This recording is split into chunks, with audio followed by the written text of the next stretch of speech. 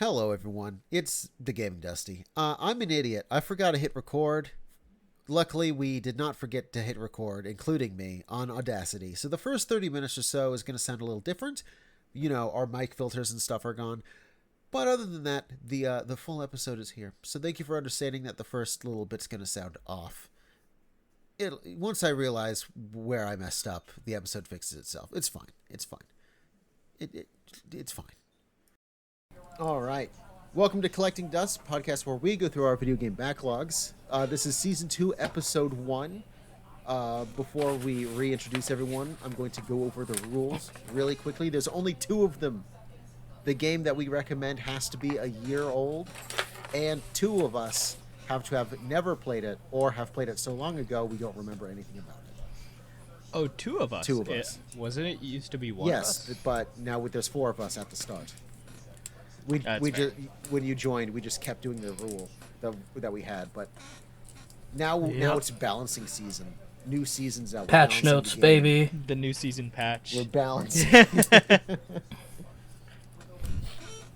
It's like a mid-season patch, except we don't do those because we're based. Is the thing coming in this week? We'll never know.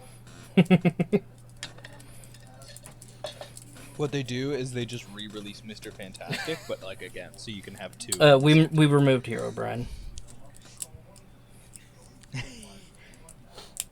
They say that every time. You know, after a certain point, do you think it gets old? Do you think they are like, do we need to add this? And then like whoever's in charge is like, yes.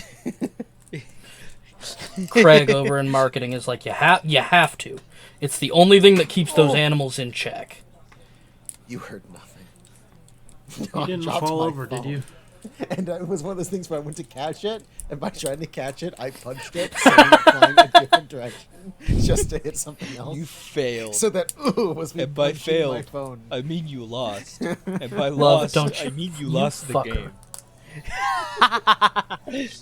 Can we go one We have. time There are episodes where it without wasn't the game brought up. being I'm brought sorry up? to say, but yes, we have. We have Is done there? episodes without being brought up.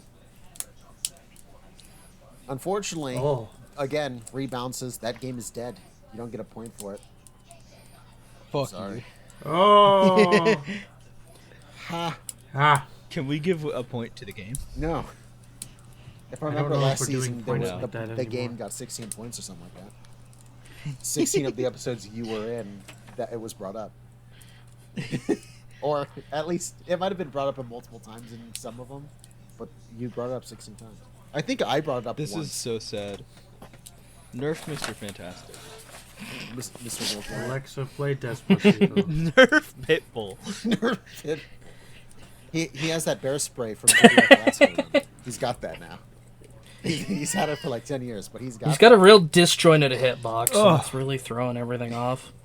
Real disjointed. It's the bald head. If you try to do any attack on his head, it just slides right off. I can only Mr. imagine it's like Worldwide. how people explain the hitboxes in like Dark Souls. God, yeah. When I was in high school, my principal was like bald, but that special kind of bald where your head is like shiny. And everybody joked that he used turtle wax on his head. Maybe he did, yeah. We don't know. The world may never know. The world may never know. Which of these openings am I going to go with? Zawardle? You know what? I think I'm going to go with this. The murder weapon. Wow. I fucked Boy, it. The murder weapon. You fucked it up, you A dumbass. 2002 Pontiac Aztec. Flying through your living room wall. The killer, me, the Gaming Dusty. oh. The murder weapon, a sword that you have no idea how to say without sounding racist. The killer, Eelayne. Damn. Oh, Yeah, that's fair. I do like a lot of a lot of esoteric weapons. Actually, I'm going to, in response to that, type a sword name You into just chat no. and ask you to pronounce You've it. activated her trap I card. need. That's you kind did of it. the point. I'm going to type Oh, this. no.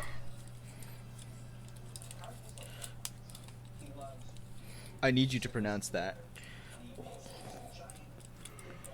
what? Oh, actually, I spelled it. That's You misspelled it? Yeah. Ikakalaka. Kakalaka. Ikaka. Yeah, love got it. That is the sword. Yep, that's what It's it an is. Ikakalaka. You may know it as The the boom armor shakalaka. breaker. I think it is from what's that tactics game you like so much? The medieval one. Fire Emblem. Oh, I know nothing of the words that you yeah. speak of. I will not say them because I will sound racist. The Ikakalaka is like a.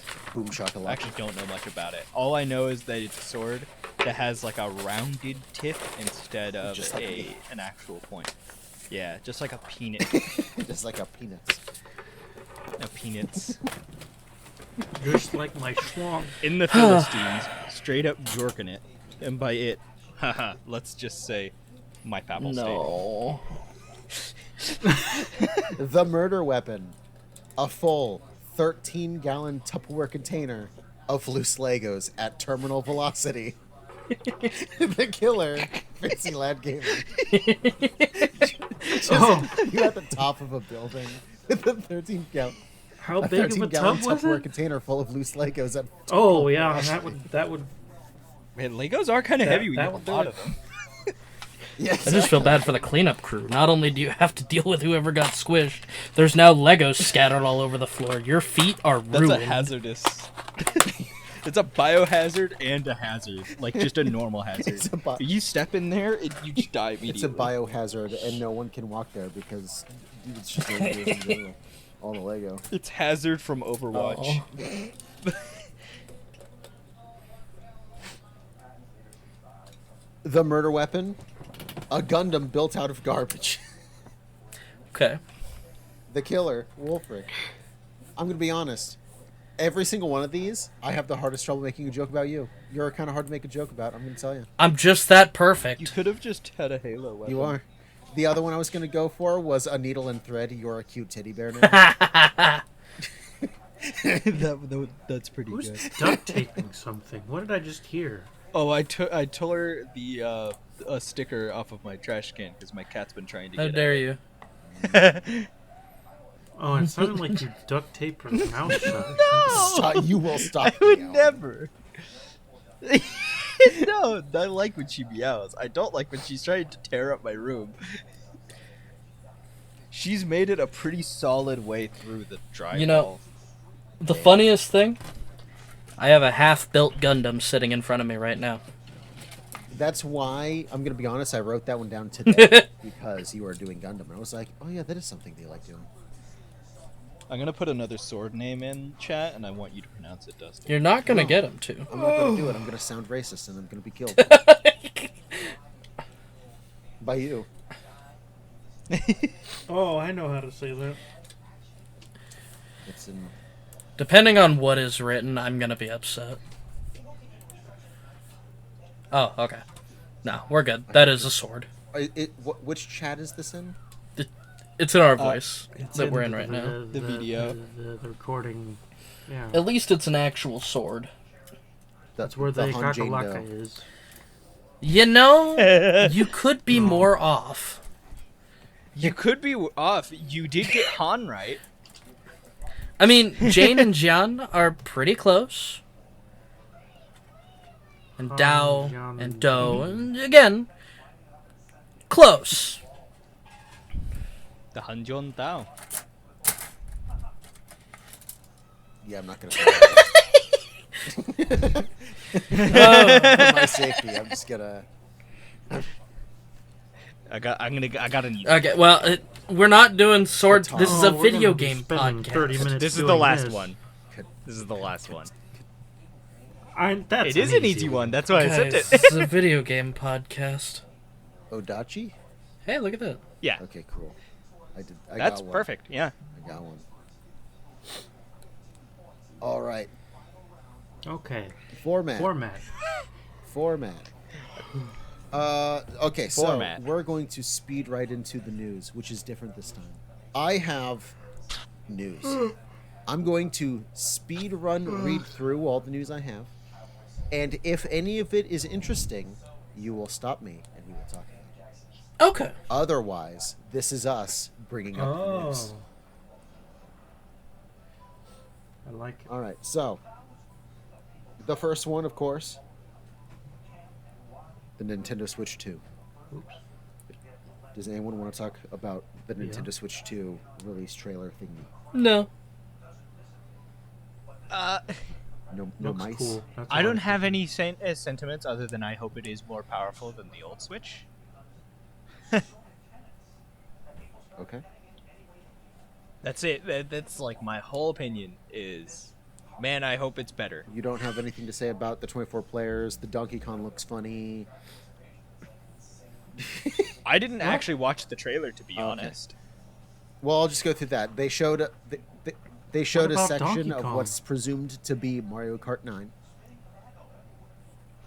And at the in the thing we can that's see what people are for 24 starting lines. So we're thinking, 24 person multiplayer for Mario Kart.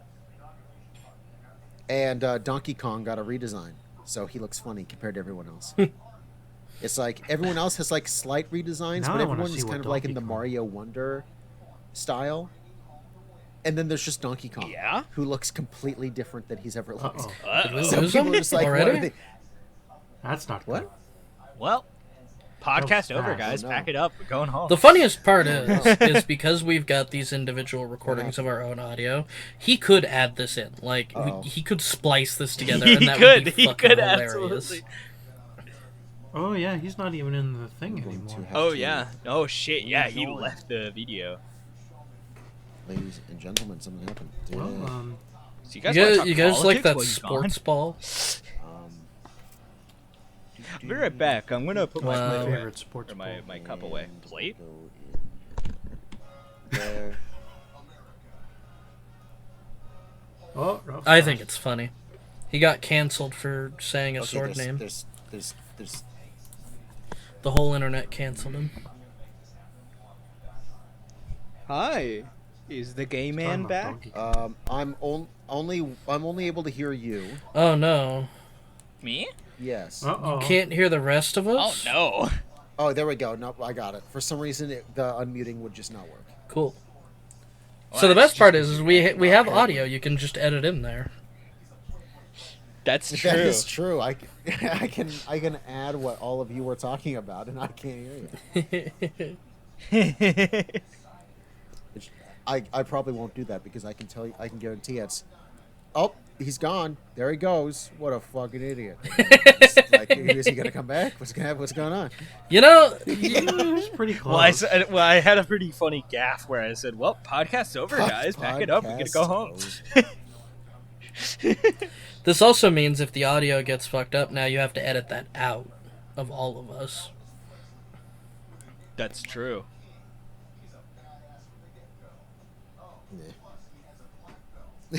Or he did. I Or don't- he just wasn't. Don't care. Yeah, just As long layer as them it's all on not top of each literal other. That ear won't rape, be I don't care. revolting. Yeah, as to say, that won't be horrifying at all. Yeah. Just us all getting layered over They one another. they could hear me the whole time. So what's funny is I heard you go, he's gone already before I crashed. So I was like, wait, what's happening? And then I crashed. And I was like, oh no. That was weird. So yeah, I was in fix it mode before I even realized that it was me needing fixed. All right.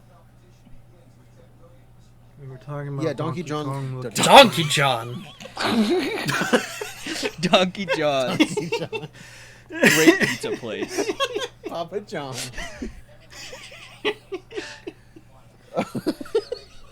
Donkey John. It's been like a month and a half. I gotta get back into this. I'm sorry.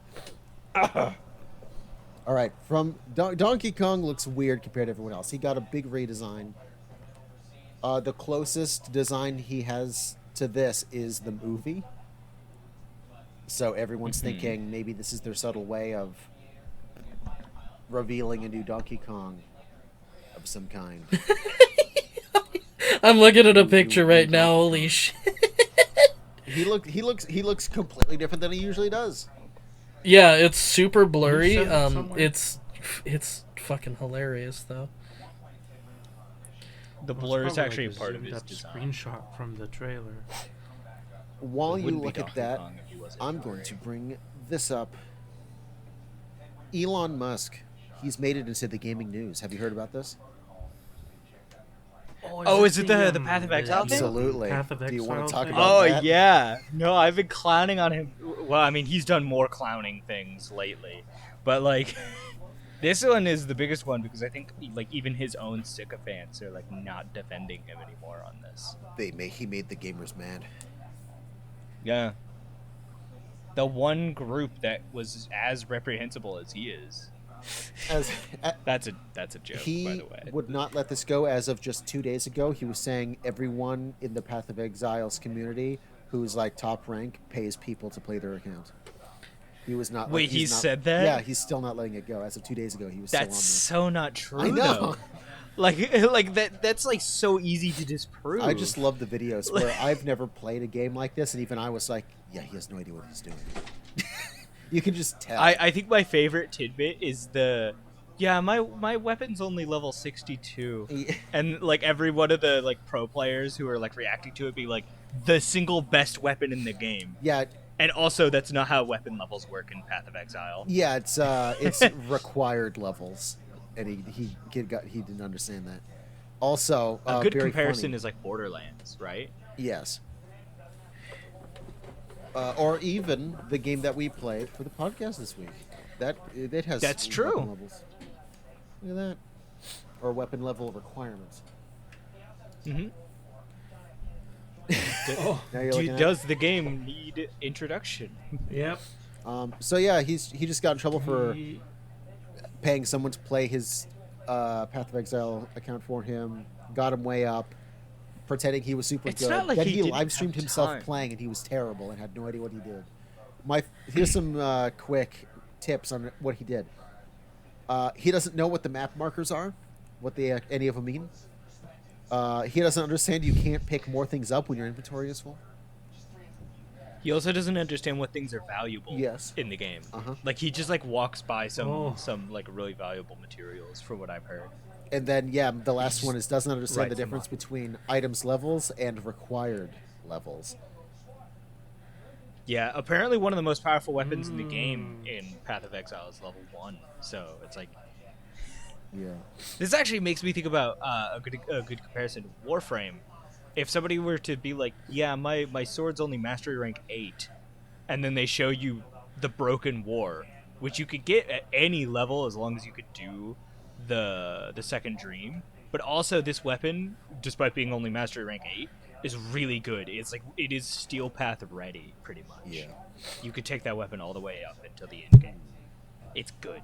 Just don't sleep on it. Don't sell it. The same for the Zorus. Don't sell it. All right. Next, Here's a Toadman I also shared a picture of what Donkey Kong looks like in the current one that we One have. looks slightly less goofy. Let me see this shit. That one looks slightly less goofy than the other one. What's our policy on swearing? Fucking non-existent. Okay, fuck it.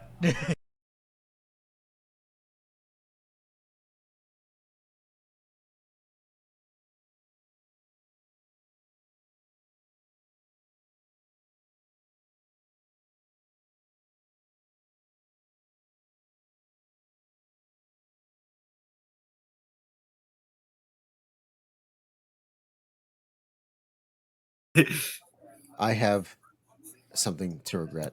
I think the second one looks better. Yeah. What? Welcome to Collecting Dust. Oh, you forgot to say that? No, it broke when I crashed. Okay, so we're starting fully over. Wait, really? Just fucking, we're gonna go with it. Hi, welcome, season 2, episode 1. We've already recorded this once. We're giving up right now. We're going in. Should I delete my recording and start over? Donkey Kong looks funny in the new trailer for the Wii for the Wii U for the Nintendo Switch. That's what we're talking Man, about right I now. just got teleported backwards in time. You Holy did. You fuck. got forced back about 10 minutes. We're back here now. Donkey Kong Yeah, looks I meant like funny. the Wii U stuff. I mean, the new Switch does look like the Wii U gamepad. It does. Does it? Yeah. Damn. Which most people aren't upset by. No one's big thing was the Wii U gamepad itself was like bad. It was the whole console. everyone who Yeah. actually liked it is like, the gamepad was very comfortable. I liked it. So, Dusty, I hope you understand. I am not deleting my recording. No, that's completely understandable. In fact, because I have all that, I'll probably just take all of our recordings and shove it in. To be perfectly honest, I think I have acknowledged what I did. I think I'm just going to shove all that into the beginning of it because all of us are recording. That is why we do this thing now. It's already shove saved it in us. there. Look at that. Shove it in there. All right. It's already paying off. So, next piece of news, real quick. Just 2 weeks into 2025, Toadman Interactive, developer behind Immortal Unchained, Free Jam, the developer of Robocraft, and Counterplay Games, developer of Godfall, all close. Damn. I don't remember any of those games. I don't either, but was I like a flop. What was it? Godfall? Which one was Godfall? But It was like actually sounds it was familiar. like a looter shooter melee. It was the one where the enemies got super repetitive really fast, right? Yeah. And the protagonist dialogue. Oh, I didn't have this quite game. fit. Yeah. Yeah. Yeah, as I've far as I played this know, game any before. game that It they was made okay. is still up. Like, their games aren't being taken down, but they're not getting updates or anything anymore because the companies don't exist. You know what's So the also same- not being taken down but not getting updates? X-Defiant. Anthem. Anthem. Anthem Yeah. is still around. You can still play it. Yeah. All 3 different missions that they repeat over and over and over again. Fly to the area. Yeah, the worst part about Protect Anthem the area. to me. Fly to the area. Okay, but like the worst part about Anthem to me is Protect thinking the- about how like all of the repetitive ass missions, all of the like non things to do, but actually the gameplay itself being good. Like the actual gameplay was fine if they just actually built anything else around it. The flight mechanics were fun. I didn't dislike the gunplay. I'm sorry, I'm laughing at my own notes. I misspelled something very funny. Okay, I thought you were laughing at me. No. I was about to like reach through the screen. Throw hands. I was about to throw hands. I was like, yeah. No, like Anthem was a fun game. It's just there was nothing to do. Why did my volume get turned down? Rocksteady adds offline mode and official ending to Suicide Squad Kill the Justice League. I heard about that. Oh, I've heard about Batman that. didn't die, apparently. Batman never died. It was, and I quote in my clone. notes, Batman was never killed. It was a baloney Batman still alive. What? I butchered the word clone so bad that my phone recognized it as baloney. I don't know how. I want to go like a day where if I misspell something, I don't ever back out. I just keep going. I mean, that's how you get the That's how texts you Dusty get lives. from me. That's, I never look that's what I'm back. saying, that's how you live. Batman was never I genuinely killed. It have was too a much shame. it was to a do that. baloney Batman is alive. Mhm. Fancy Call of Duty Black Ops 6. You've been playing it still? No, not really. You haven't been keeping up with the bullshit? No, not really. You want to Are talk you about still the happy bullshit? that you spent so much money on it? This news just proves me fucking right, and you all suck for buying it. I didn't buy I it. was the only one that bought it. You sucker. I didn't buy the game at all. Over Christmas break, COD loses. Oh, it's blank because I was supposed to Google this. Hold on. Hold on. Google Steam charts. Easy. Easy. I can get this number for you live. Steam charts. Black Ops 6. Call of Duty. Are they still losing numbers? Woo! In November, when the game came out, they had 313,313 peak players in just 2 months. As of the last 30 days, they're down to 118,000. Damn. The last 30 days they've lost 27% of their player base, and the month before that, all of December, they lost 43% of their player base.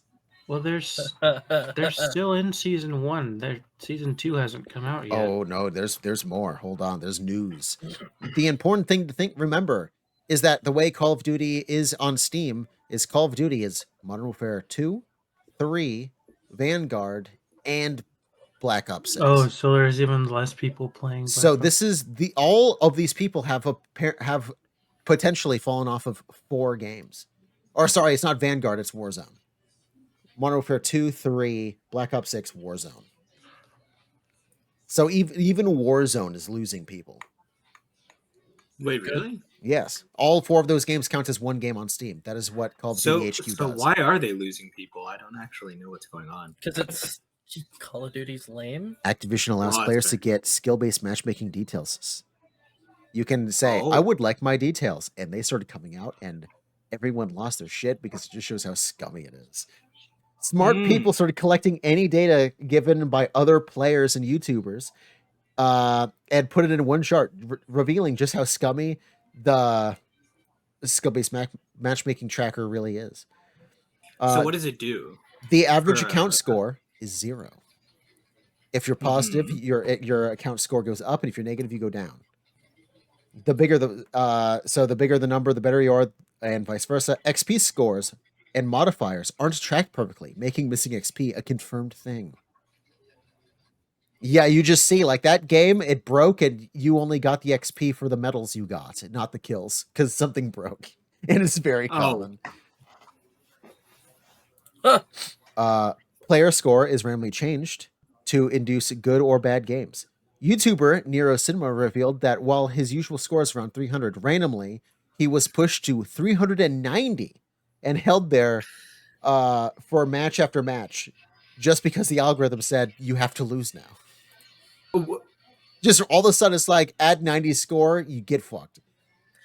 So when we used to play, does that mean legit? Like when we were like, man, it feels like we are being paired up with people who've never picked up a controller before against pro esports teams. Yes, that shit was really happening. Yes, that shit's really happening, and it's also vice versa. That the game all of a sudden goes, okay, you need a good game, and puts you against the dumbest people alive. And then when you do too good, too long, the game is like, okay, now you need to be murdered.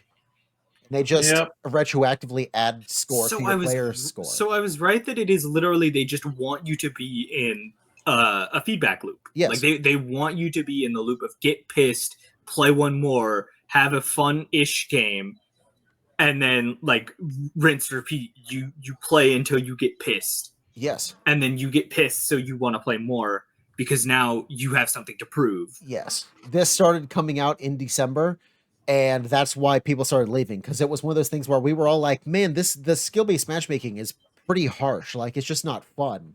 But now they decided to let people ask for their information, and you can get it. Now you can just see, like, no, the algorithm actually just decides, fuck you. You suck now. Go against pro teams. And what's also interesting about it is there were super interesting ways of how like certain challenges were syncing everyone's scores just because of what this challenge is and stuff like that.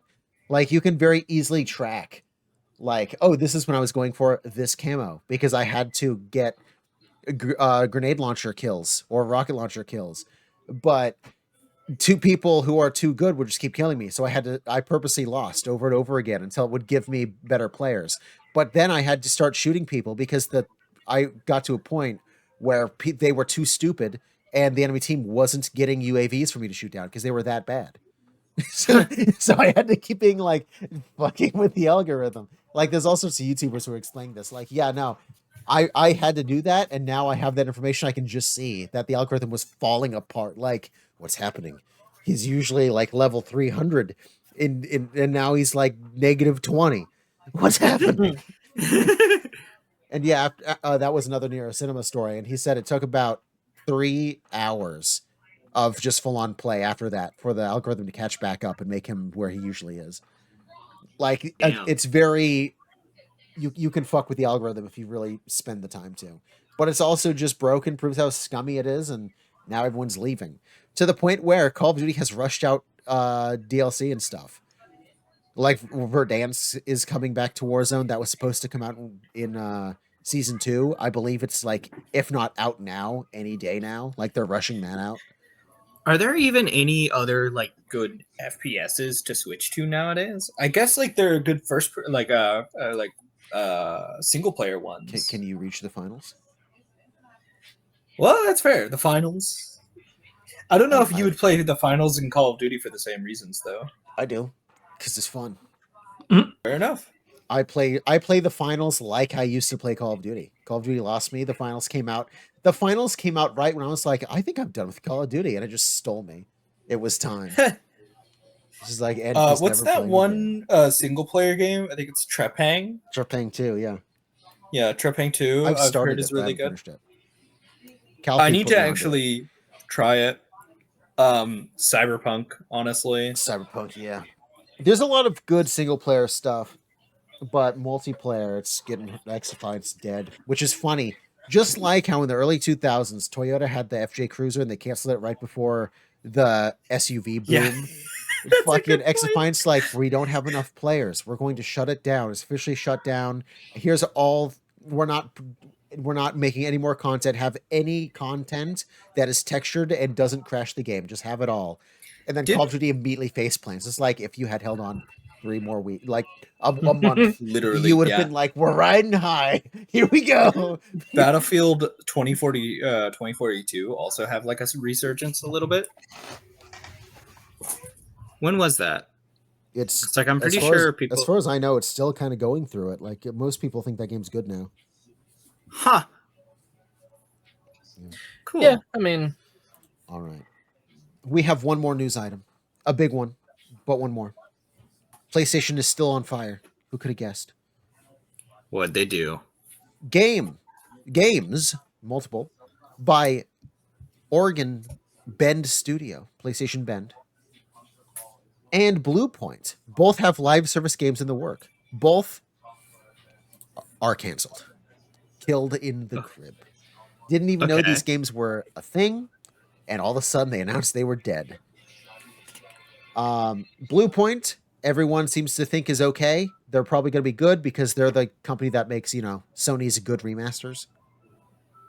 Bluepoint made the Demon Souls remastered, didn't it? Yes, they also did the Uncharted trilogy on PS4. They also did the Shadow of the Colossus remake or remaster. So they're known for, at this point, since like late PS3, they're like, no, if you want something remade, you hand it to them. So it's one of those things where it's like, Sony's just going to hand them a game from the PS3 and be like, remake this, and they'll be fine. They could do the cool thing and just remake Bloodborne with them. you know what I'd love? What? Yeah. Sly Cooper remake. Honestly? We need to bring Remastered Sly it, back yeah. into the. I agree. Hey, remember when we were going to get a movie? Remember when that trailer came out when we were in high school and then we sat for the next 10 years wondering, oh, did it die? Oh yeah, that was the thing, wasn't Yeah, that it? was a thing. I forgot It's about my that. IP to sit on with and do nothing. Yes. To be fair, we got a new game as recent as the Vita, so that was 10 years ago. But the Vita. Well, I mean, eating better than Elder Scrolls fans. I don't know. You got But they- Elder Scrolls. Elder Scrolls. Oh, Elder Who's Scrolls. playing over there. Family Feud in the background? Ba-da-ba-da.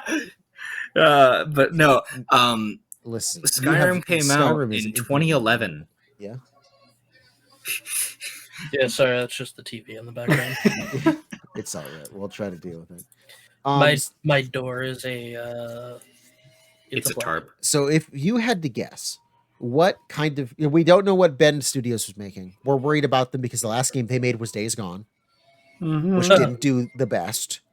And then they were apparently making this game, and now it's been canceled. So we're worried about Bend Studios closing.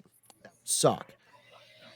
But Blue Point's probably fine. Here's the question. We know what Blue Point was working on. A studio that is known for remaking Sony properties really well. What kind of live service game do you think they were working on? Was it like a gotcha game or like a Universes Collide kind of thing? Nope. Was it a Sony IP thing? Yep, they Was handed. it a Killzone game? Nope. Damn. Was it Would have been cool. Is it Bloodborne? I don't think Bloodborne live service would go over well. Crash? No. Destiny Or no, 1. that's not Crash. Spyro. Destiny. Something I else actually don't Sony is have it. sitting on that they're not using. Okay. Is it for an IP that hasn't seen anything in a long time? No, this is a very current IP. Astrobot. Helldivers? No. That's already a live service game. Never mind. God of War? Yes. Spider-Man. It was a God of War Wait, live really? service It was game? a live service God of War game. To which, once that news What? came out, everyone said, "Why would they make that? And why does anyone want that?"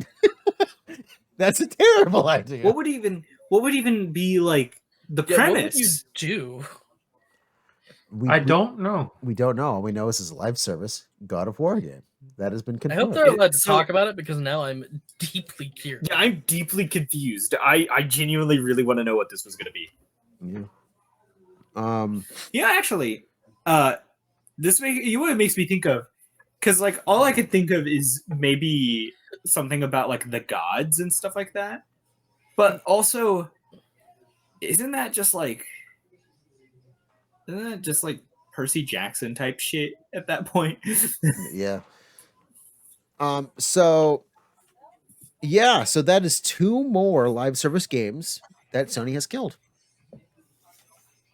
Well, one of those seemed like it was a bad idea to begin with. All of them seem like a bad idea to begin with. That's fair. The only one that was good has come out and is still played, and the rest are bad ideas.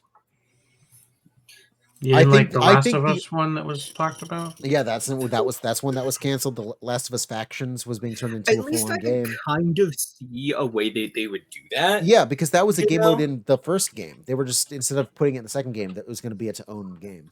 So that was already Okay. something we could So see. it's Rainbow Six Extraction, effectively. Yes. It was a little multiplayer thing on the first game that they were like, let's spin this off into a game. And then that was one that was canceled as soon as Bungie came in. That's one where Bungie came in and told everyone what it actually means to be a live service company, and everyone like canceled games or decided to pivot. Speaking of Rainbow Six Extraction, Ubisoft is fucked. man, wouldn't it have been great if that was anything like the original game Yeah. that people wanted it to be like? Wow. It's almost like they keep doing that with Skull and Bones. Anyone remember when all we wanted was a pirate game? We just wanted more Sony news. Sony was in partnership with NC Soft, who has canceled a game which was an MMO set in the Horizon universe. That actually sounds That kind could have of been fun. Yes. Yeah, This- I was to say. This one, Sony did not cancel themselves. The company NC Soft had layoffs, and it affected the game, so it's canceled now. Damn. More layoffs. We're already here. Just as of recording, 22 days into the month, it's like, 3 companies are dead. One might be dead. Layoffs confirmed. Awesome. I think we're up to 1,000 people laid off already this year. That's insane. Yeah, it just game. Remember when everyone was like, "Just make it to 2025. Just make it to 2025." Well, we're here, and it's still fucking happening. Good luck, everyone. I mean, I figured it was going to be worse in 2025, to be honest. That's what the rumors of industry specialists are saying. Is they're actually expecting it to get worse. I heard. I don't mean to derail whatever you're talking about, but I heard where the analysts were saying GTA 6 could be between $80 and $100. Oh, I heard about that. That is a rumor. That is another piece of news here, and that is tariffs are happening specifically against Canada and Mexico. And if those go through, Mexico is where most of the disc packing facilities are for the world. Which means physical games will go up in price, which means for price parity, digital games will go up in price. Yeah, that's still stupid. So, yes. Remember when $70 was bad? Man, you're gonna wish you were still paying $70. Man, you know what this reminds me of? You remember Shadow of War when that came out and everybody was upset because it was like $100 and they also patented the Nemesis system and everybody is like, "Hey, do you fucking mind?" Yeah. So yeah, games are going to get more expensive. Unfortunately, they're not going to break price parity. So physical games will go up. They'll also be printed less, and digital games will be raised as well. I honestly think that they might just kill physical as a medium. So I It don't might think end it's up going to being be cheaper dead. than for them I to do think that. I think companies like oh, what Sony. no oh fuck, I have many Switch games by this company. Shit. Where is it? Hold on. Where is it? Limited Run. Limited Run. I think more companies like Limited Run will be a thing. Like I Am 8-Bit does music soundtracks on vinyl. I think it will be if you want to if you like physical games, you can get them, but you won't be going down to the store to get them. This you'll be going online and getting a special edition, just like how Larian they sell their special edition on their website. Mm-hmm. I it's going to be like that. You buy it straight from them, and they'll ship it to you, or It's you still going to be more expensive, realistically. absolutely. But just like how artists are releasing music on cassette again, I don't think it's going to go anywhere. It's just going to be if you want it, you'll find it. It will be available for you, but it will be more expensive. But at the same time, I'm kind of okay with it because just like what has happened with vinyl, when if vinyl's pretty expensive for one soundtrack, it's minimum $30-$40, right? Just for one two-sided vinyl. However, because they're collector's items, these are some thick vinyl records. Very strong, very well made. I'm only not okay with it because the reasoning for why this is happening is very fucking dumb. I agree, but the one thing is they'll probably go up in price, but I expect the quality to go up to fill in that space a little bit. Because if you pick up an original record from the time from like the 70s, those are some flimsy, thin ass vinyl. What the fuck? These modern records are thick. Thick. Well, yeah, records are like a big luxury thing. Yes, You're not like I said, it's buying more records collectors. But in the long run, Yeah. that means they'll be around longer. Yeah. They're more expensive, but I'm not worried about them as much. So I have limited run games. I'll continue buying limited run games. I think more companies like that could possibly pop up. I think game companies themselves will start doing what Larian does and sell things on their website straight up. Yeah, I think we're going to see more companies like that. Man, that whole Thick. It's stupid. Yeah. Yeah. And that's all the news I have. Does anyone have anything to add? I've got some unfortunate news about Pokemon Infinite Fusion. I've never heard of it. Oh, is it the AI stuff? More than just AI. So They added Pokemon AI Infinite porn Fusion to is Pokemon. it's a Pokemon fan ROM hack type game. The big appeal was that any two Pokemon could be combined into a fusion of the two. Yeah. They have confirmed that they are using AI to generate. We know for a fact they're using it to generate incomplete Pokédex entries for anything that they weren't given an entry for. They were doing that. They got a bunch of backlash and then they stopped. They were super fucking petty about it, though. The devs are really bad about it. They also just lost a bunch of the artists. Yeah, that were art doing theft fusions. was another thing that they were having an issue with, where artists were like, they would get so they told the artists that they could only request their sprites to be removed one at a time, and then if somebody was like trying to get their sprites removed, they would start banning them from the Discord, from what I heard. So it's like they just really wanted to steal art. Petty. It was very petty. Very cool, everyone. Very cool. Mhm. I'll let you go on, Love, though. Just fucking generate Well, some feet pics and You good covered it. goon in your room. Oh, I did? Okay. Yeah. Yeah, I watched like an hour-long video talking about all the controversy with him. Generate some It's sad. feed pics. And What Goon. this isn't gaming related at all, but that vaguely reminds me of the news about the 3D printing Benchy. That's in Yeah. trouble right now. Why? Wait. The 3D original printing company what? who made it open source, but the only rule against it was you could not like freely edit it. You could not repost edits of it, right? Okay. But people did it anyway. And it was kind of seen as like this unofficial, like it's in the rules, but it's open source and the company is not going for anyone, right? That company was sold, and it still never happened. Probably because this company with that bought them didn't even know they had the Benchy, because it's just a small little detail on the spreadsheet of, oh, we just got this company that pivoted, but back in the day, like 10 years ago, used to be a 3D printing company, and we're just gonna sell that for parts, like at the bottom it's like, you own a Benchy. Like they probably looked at it like, what does that fucking mean? Forget about it. Well, that stuff I was don't know sold what that off and the means. Benchy got in the hands of someone who did start following that rule. So now all these 10 years of Benchy edits are disappearing because they're getting taken off for copyright strikes and stuff. That's dumb. Yes. Also, what is a Benchy?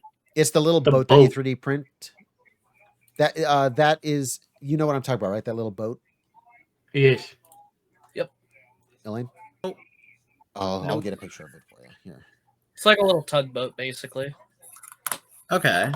Yes. And this is a very smart design. It was made by a company who, because like 10 years ago, 3D printers were bad, right? Just straight up bad. They couldn't do very well. So this little boat is specially designed to test. It has overhangs, arches, specific angles that 3D printers tend to have problems with. So it became this cute little torture test. I almost said chest, torture chest for your. Where are you 3D posting printers. this? I'm going to put Same it place we post all the images. in the chat here. I like how we have a thing labeled images, but nobody posts Yeah. images in there. Well, we could put the image there. I would.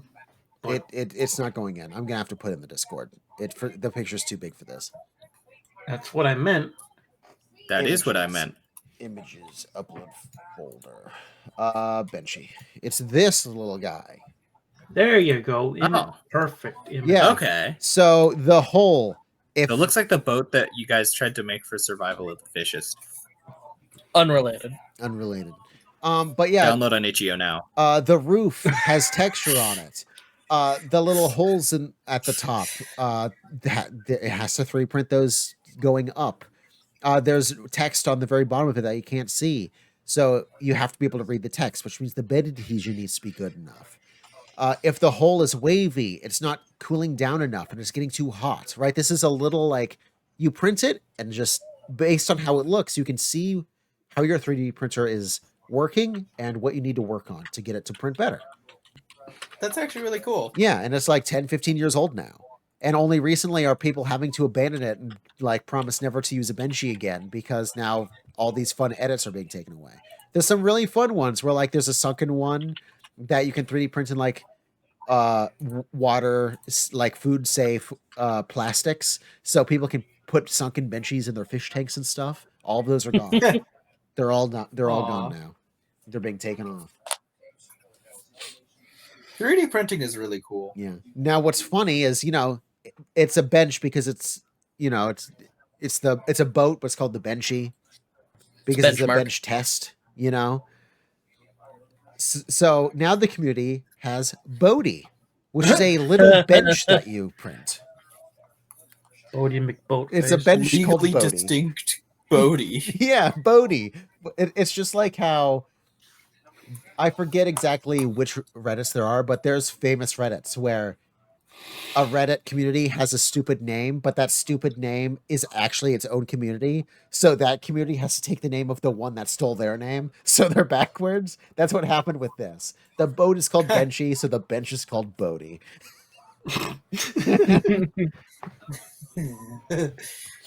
But yeah, that happens. I'm still gonna print Benchies because it came free with my fucking 3D printer. It's programmed into it. I'm just gonna use it. I'm sorry. You have I have it right there. I'm not gonna just be like, oh, I'm just not gonna use it. It's like, no, I have it already. It came free with my thing. They already got my money, and now I get to use it forever. And I didn't edit it. I actually just have the Benchy. So like, fucking. Yeah, 3D Yeah, printer. it's frustrating, but like, I mean, at this point, it's not like you're giving them money. Yeah. It'd be like if you had like a Starbucks water bottle, Exactly. but you also don't want to shop at Starbucks. It's like it's not like using the bottle is giving them money. Yeah. It's barely giving them advertising. Nobody looks at somebody else's bottle and thinks, "I need to get that guy's drink." Kane, What? you're gonna be proud of me.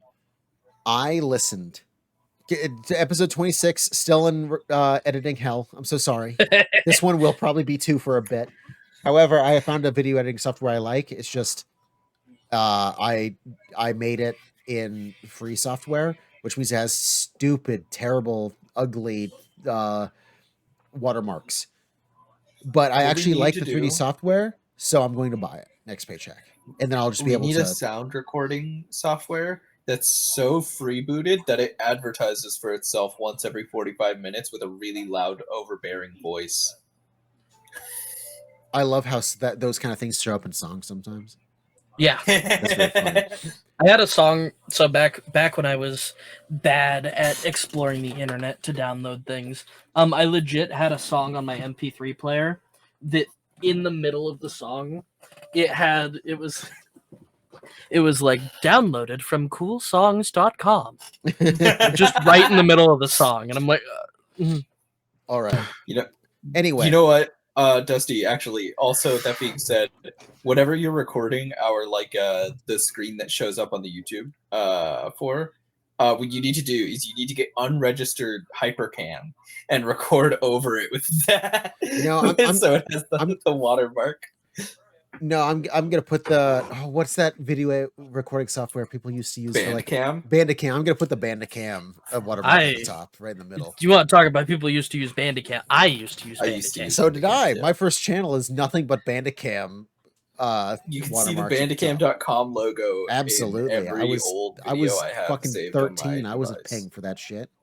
Yeah, me neither. I was like a child. I was. Anyway, the reason why I brought that up is because I listened editing episode 26. I heard you say Wheel of Names so many times that I've actually started to manage to remember Wheel of Names because I heard you shitting on me for never remembering Wheel of Names so many times that now I'm just like, oh yeah, Wheel of Names. Speaking of wheel, I could just actually think about the fact that 90% of the videos that I used to have up on my YouTube were literally just me with unregistered Bandicam trying to play Happy Wheels because I wanted to be like PewDiePie. I wanted to be like PewDiePie and make Happy Wheels content. It was not good. The first it was YouTube video, just me impersonating him. The first YouTube video I ever made was me talking into a webcam that I was covering up with my thumb. And you know what this video was? It was a voice message posted to YouTube congratulating Sky Does Minecraft on 1 million YouTube subscribers. It is still live. You can find that video. I'm not afraid of it. I have so many cringe videos on that channel. I'd say the Sky Does Minecraft aged more poorly than PewDiePie. At least I don't. At least I'm not like that lady who has a mini lad tattoo on her knee. Oh yeah, I forgot about that. Sky Does Minecraft has managed to dodge a lot of the worst. He's just a cringe AI rapper now. He's like in crypto and has an AI company, and he makes terrible music. If we're talking about AI, like, It's it like- could be Quebblecop. I guess Quebblecop never. I don't think he ever did anything to anybody. He's just like his whole channel is now run by like AI. Yeah. But yeah, it's like, yeah, I was super excited for him to do music because I was like, maybe he'll make something cool. And then the first song came out. I was like, this is trash. Oh no. He's been hyping this up for like 6 years for this to happen. Damn, nobody. He was on Anthony Padilla's sit down YouTube channel talking about how he's gonna have music coming out. And now that's like, Are we talking like the bad side of SoundCloud level bad, Yeah, or oh, yeah. Yes. Yeah, it's rap. SoundCloud rapper. That is exactly bad what Chinese voice. Minecraft pretty much wanted to do. Things right? Was vaguely like, rhyme half the time. hey. Well, you just did better than him? What did I He do? kind of makes me think of that You- one. you that just one accidentally with smiling rhymed. Did I? friends. How did I rhyme? He did. Accidentally rhyme half the time. Oh, I'm coming for you, Sky. I'm coming for you. I'm coming. Cover your career. My first video might have Watch been a out, Joji. congratulations to you, but this video, this is a threat. You know what the very last video on that YouTube channel is? Me opening and talking about a Minecraft poster and just putting out all the references and art details that I notice on a poster. I have That's that amazing. poster. Yeah, I think, did I give it to you? No, I had one around the same time you did. Yeah, I know. I know you have my Black Ops 2 I thought you creator would, like, poster. I thought Yeah, you I just have that. remembered the video so vividly. You're like, oh yeah, I No. also had that poster. It's the one that I'm talking about is the super cartoony one where it's like a mine Yep. all the way Yeah. down. Yeah, I'm yeah. literally looking at it right now. That's funny, yeah. If you want, Mine there's a diamonds. 12-year-old video of like 13, 15-year-old me talking about it, talking into my first laptop's webcam. I think I might be using a Rockstar or a Rock Band microphone. You want to hear the Oh my funniest God, that thing I just could tell you reminded about me. me trying to record YouTube back in the day when I was like very young. Yeah. I was like 13. I didn't know how to use a capture card or anything like that to record my Xbox 360 playing. Camera. But I really wanted to record my my Skyrim gameplay because I loved Skyrim. So I got my trumpet music stand, put my phone on there, and hit record, and just Oh. aimed it vaguely at the TV. I thought you were going to do something even more funny where you had the trumpet on a music stand and the phone camera was in the horn itself. I thought that's what you were going to tell me. I was like, why would you do that? There's so much easier ways. But you did not do the stupidest version of that. So good job. No, I had my You just music had stand. a camera on a stand. That is good. But it's For sure, funny like, because you couldn't actually my- see anything, my and I trumpet didn't end up forward my phone. uploading the video because I swore in it, and I was afraid that my parents would see it. I said the fuck word, and I got Said the so fuck word. nervous about uploading it that I didn't do it. I could have been a YouTube sensation by now if I didn't say the fuck word in that one video. All right. You know, you did just remind me of this last thing. I also used a Rock Band microphone originally. know I you found did. a way to essentially wrap the cord around a bunch of stuff to keep the microphone approximately near my face. Yep. You're basically tying the cord around it. The Yep. only reason I used that was that I found it at a Goodwill, and it's a USB Goodwill? end, so I was like, I could use this. I We're could going use to this. Goodwill. Goodwill. I love Goodwill. Goodwill. All right, we are You going said to. this was going to be around an hour and a half. We're about 58 minutes into this. Yep. We're exactly 58 Well, minutes. and I said 3 an hour and a seconds half to in. 2 hours is our usual. We still have an hour. We could do the thing and get through our game in an hour I'll do and still your be on thing, normal bitch. time. We could do this. Okay, I'll take We your word are for it. on time, maybe a little behind, but we're not way off. We are Anyway, I was really undefeatable. about to transition us to the next thing. Okay. Whoa, you can't transition. There's an executive order about that. We're all women. Yeah. Oh no! Well, you know what? Texas law better come for me because I have more than 5 sex toys, and that's against the law here too. So you better fucking come for me. That is a real would- law. That's a real law. You can have More 5 or than less, but if 5? you have more than 5, you're in big trouble. I'm Is also that in actually trouble. the That's a case? real That's law. so You can dumb. Google it. You cannot Well, have more there than was a 5 a sex time. toys. I don't know if it's still illegal here, but where I live, it's illegal to give a blowjob. Have fun enforcing that. I'm googling the law in Texas. Obscenity statute from 1973. Well, 1973. Very recent, I see. Not very many good laws. It was came from last the 70s, to updated be in honest. 2003, so it hasn't even been vaguely updated in 22 years. Yeah, so they're just sitting out there like, yeah, that's fine. That's a fine law to have. We should keep that actually. What the fuck is the problem with Texas? Well, actually, I know what the problem with Texas is. Christians. Oh, sorry. I was one off. It is. Oh, no, I was right. It's illegal in the state to own more than 6 toys. So you can have 6, but if you have a 7th one, you're in trouble. Why? Yeah, I'm still in trouble in Texas. It reason was for just me a never joke. to I go only have there. one. I only have one. But hey, I could get 6. I could get 5 Those more. are rookie numbers. Those are rookie numbers. If you send somebody a bag of dicks, like in the mail, Oh my do they all god. count?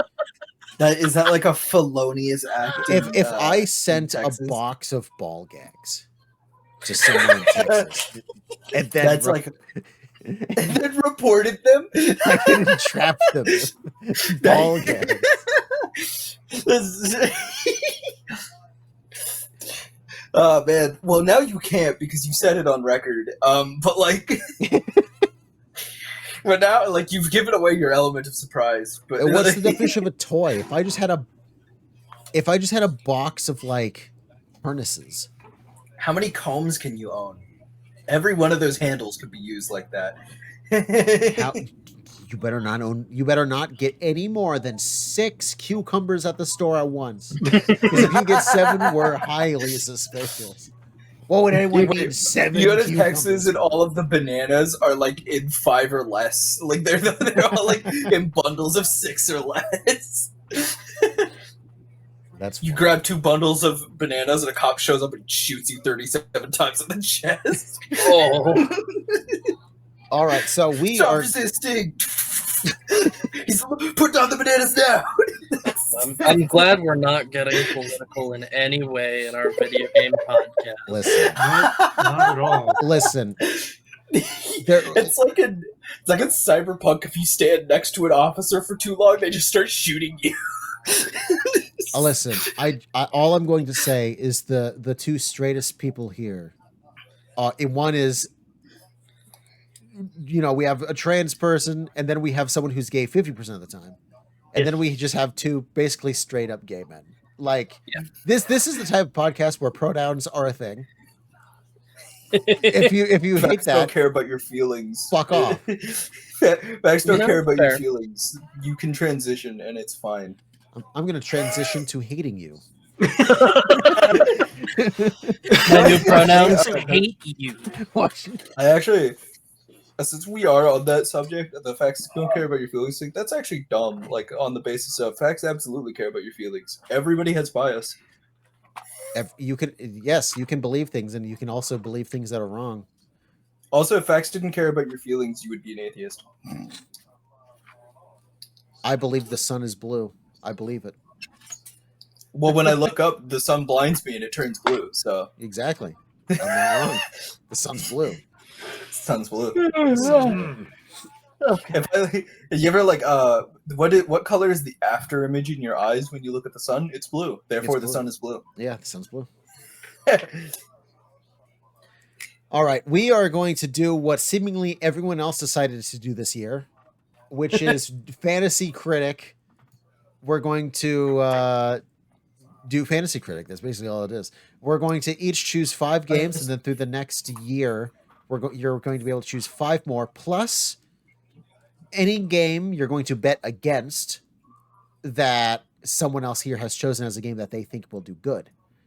And at the end of the year, whoever has the most scores wins. And then they will get a nope for the next season. Oh, So that's how we're going to do this. If I, No. I my still goal kind is of have collect no all the idea. notes, because that would be. I so will fun. explain it Well, as we go. Yeah, it's better explained. So as you this go. site uses not Metacritic, but something similar to that to track scores of games. So it does it for us. It uses a specific site, not IGN or something, but another one, where reviewers review a game and then it takes the average, and that is the score of your game.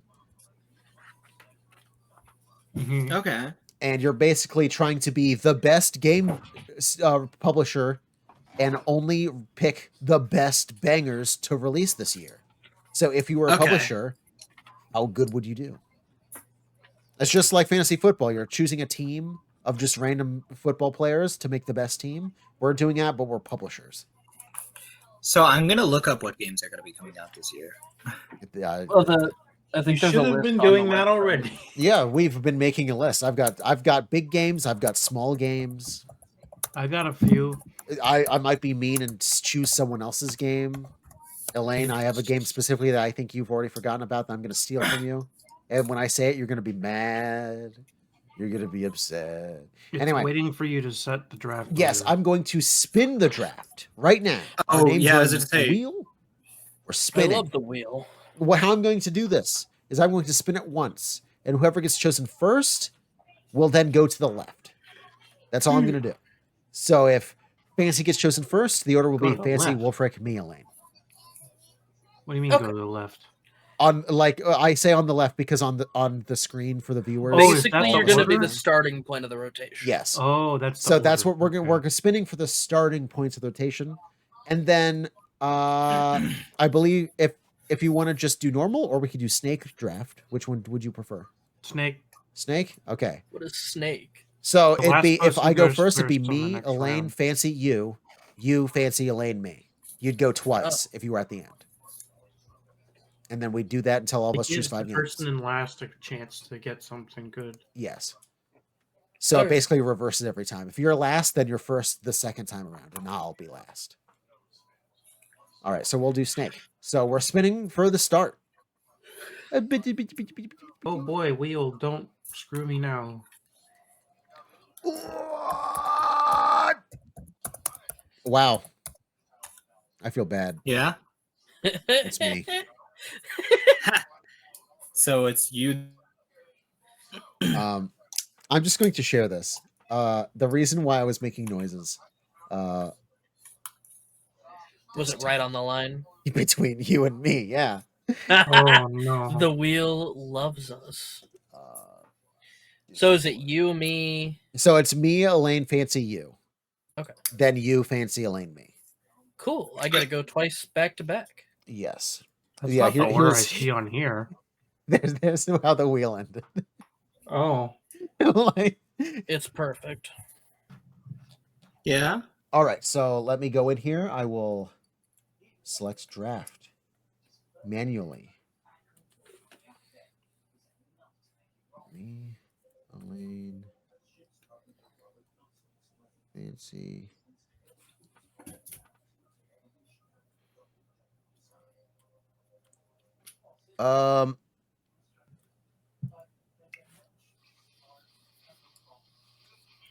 Yeah. I might have to force it to do. Wait, what the fuck just happened?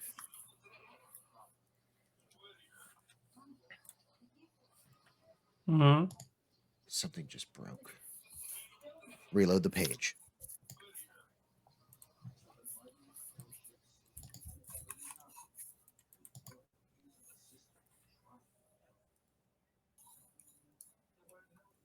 The fuck just happened?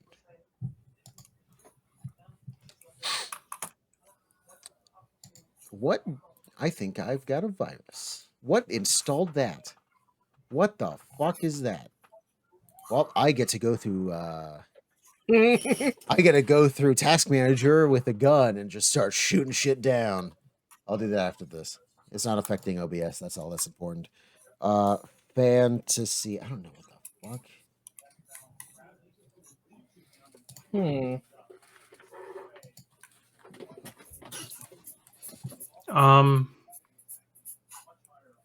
Is the site like being attacked? I can't get into the website.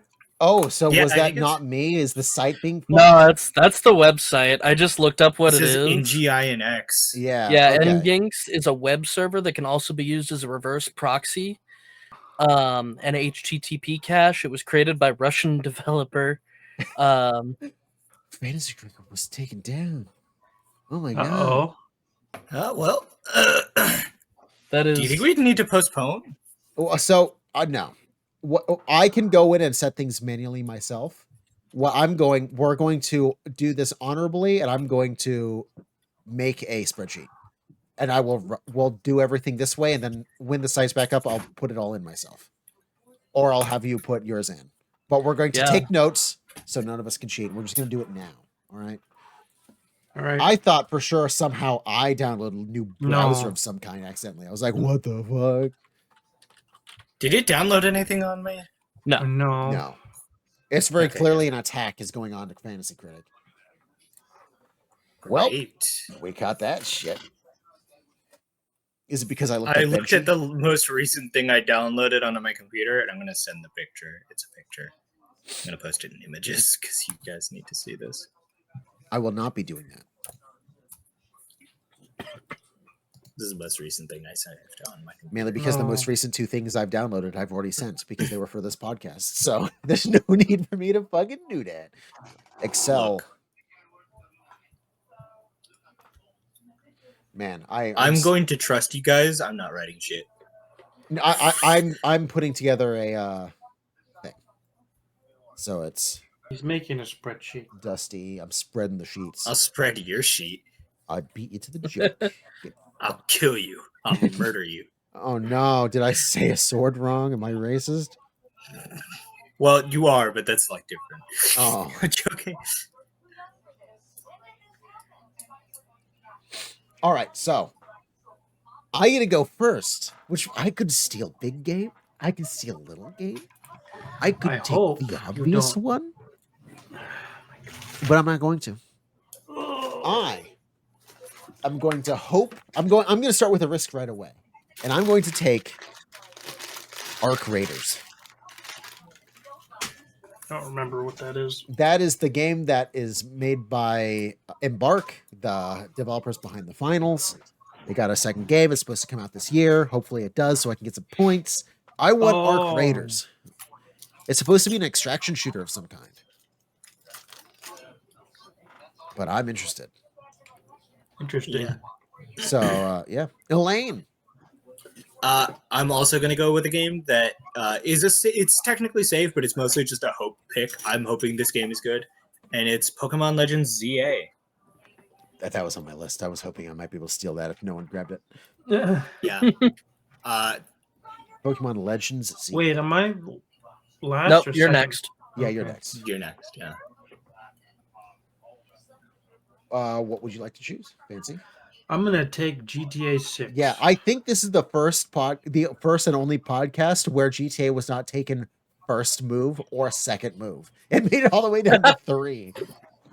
Every other podcast I've listened to that did this year, the first one's like, "Well, I'm first, so I'm taking GTA." It's a safe pick, but Yeah. that actually makes me worried. But it's also a Rockstar game. It could get moved back. It is possible Yeah. that it gets It could. yeah. But if it does come I out, know what love my feels. God, you're gonna get like 40 points for it. Oh yeah, that is just so you know, the point rules is for every point over a score of 70, you get 1 point, and every score over 90, you get 2 points. Oh. So a 92 would be a score of 32, 70, 80, 20, 22 points. Sorry. Yeah. So what if the game is like a bomb? Then you lose points. If it's under 70, you lose points. Oh. And the counter pick is you hope it loses points, because any points it loses, you gain. Oh. So okay. that's when you could if you make a big move and you're like, no, this game's gonna suck and only I see it, and it gets like a 6. My God, you've gotten so many points because that's like 63 points or something like that. Damn. Yeah. Yeah. So Oh, and the other thing is there are drops, but if a game gets counterpicked, you cannot drop that game. You are stuck with a game that's been counterpicked. okay. Okay, so Wulfryk, your game. My game is going to be Monster Hunter Wilds. I fucking knew it. Honestly, based though, I get it. It's good. It looks like it's going to be good, and we played the beta, and the beta was good. And Monster Hunter games are typically pretty popular with their audiences. Yeah. Yeah. All right, Wulfryk, you get to go again. Snake Trail. Elden Ring Night Rain. Yeah. Oh, Yeah. I forgot about that already. That's a very Yeah. understandable pick. All right. Fancy. Ghost of Yotei. Yeah. I'm excited for it. It's probably going to be good. It's probably going to be good. Yeah. Eelayne. The new Assassin's Creed. I Assassin's don't Creed remember. Shadows. Yeah. I want this game to be good, but for like a different reason. Just because the whole discourse around it is hilarious, and if the game is like passably okay, that's going to be hysterical. I would It say doesn't even need to be amazing. It just has to be like good. You Actually, know? I'll say this after this next one. It is my turn again. I'm going to take the one that I think Eelayne is going to be mad at me for sealing. Yeah. I'm taking Big Walk. Fuck! You're right! I hope God damn it! yeah. I saw that was supposed to come out this year. I'm like, I'm taking that. Yeah, that one was on my list too. Big Walk. Yeah, I forgot about it. How did I forget about it? You always I've been forget about hyping it. this game up. I do. I always forget about it because I'm excited for this game, but then I just play other games and then I don't keep the excitement. I should keep excitement. Let's see. Another game. Oh, yes. Should I stay in my bag? Should Oh yeah, we're snaking. yeah, it's my yeah. Oh, you know what?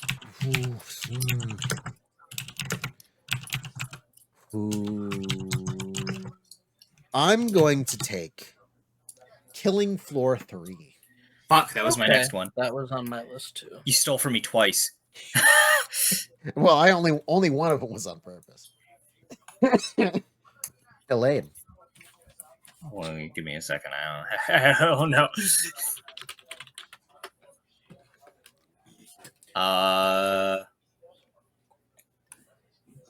Okay. The next chapters of Deltarune. Yep, Does that count? That was on my list. Yeah, Toby Fox said chapter 3 and 4 should be out this year. Yeah. Deltarune. That was on my list. I was like, if I get to the 5th one and no one's taken it yet, I'm gonna take it. Chapter 3/4. Fancy. The Outer Worlds 2. Outer Worlds 2. All right. Wulfryk. I'm gonna say Tales of Iron 2. The first game on the list I have not heard of. So Tales of 2. Iron, the first one, was like a side-scrolling sort of Souls-like Metroidvania-esque game where you're a mouse. Oh, that one.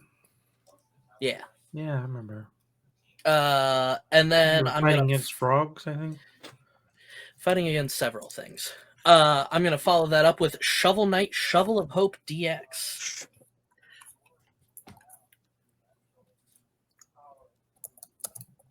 Everyone loves a good Shovel Knight. Everyone loves a name with the word shovel in it twice. I hate what the fuck. Mm-hmm. What was that? Fancy. It's your turn. Oh, I gotta pick between two. I want to pick games that I'm trying to do both of games I want to come out and be good, but there's also some obvious picks like GTA 6. There's some ones where it's like, for the good of my points, I should grab one that I don't care I'm about. gonna go ahead and pick Judas.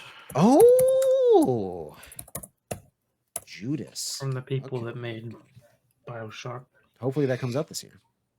Supposed to. Hopefully, we'll see. Eelayne. I was actually looking for some of the ones that were advertised in the Game Awards that I was excited about, and I found out that one of them is already out. Which I one was was gonna say that? Infinity Nikki. Oh yeah, that came out like recently. That was Yeah. during the Game Awards, I think. Yeah. Unfortunate. So I don't actually know what to grab. Wait a minute. Hold on. Actually, I have to see when this game comes out. Fuck, it's to be announced. Well, see, you could still You grab it can and do hope. that. You can grab that and just hope. Low budget repairs. Low budget repairs. This game, if you've ever seen like the Steam page and this game looks like it would be hilarious. Yeah. And I've been excited for this game for a while. And remember, through the year, we're all going to be betting on 5 other games.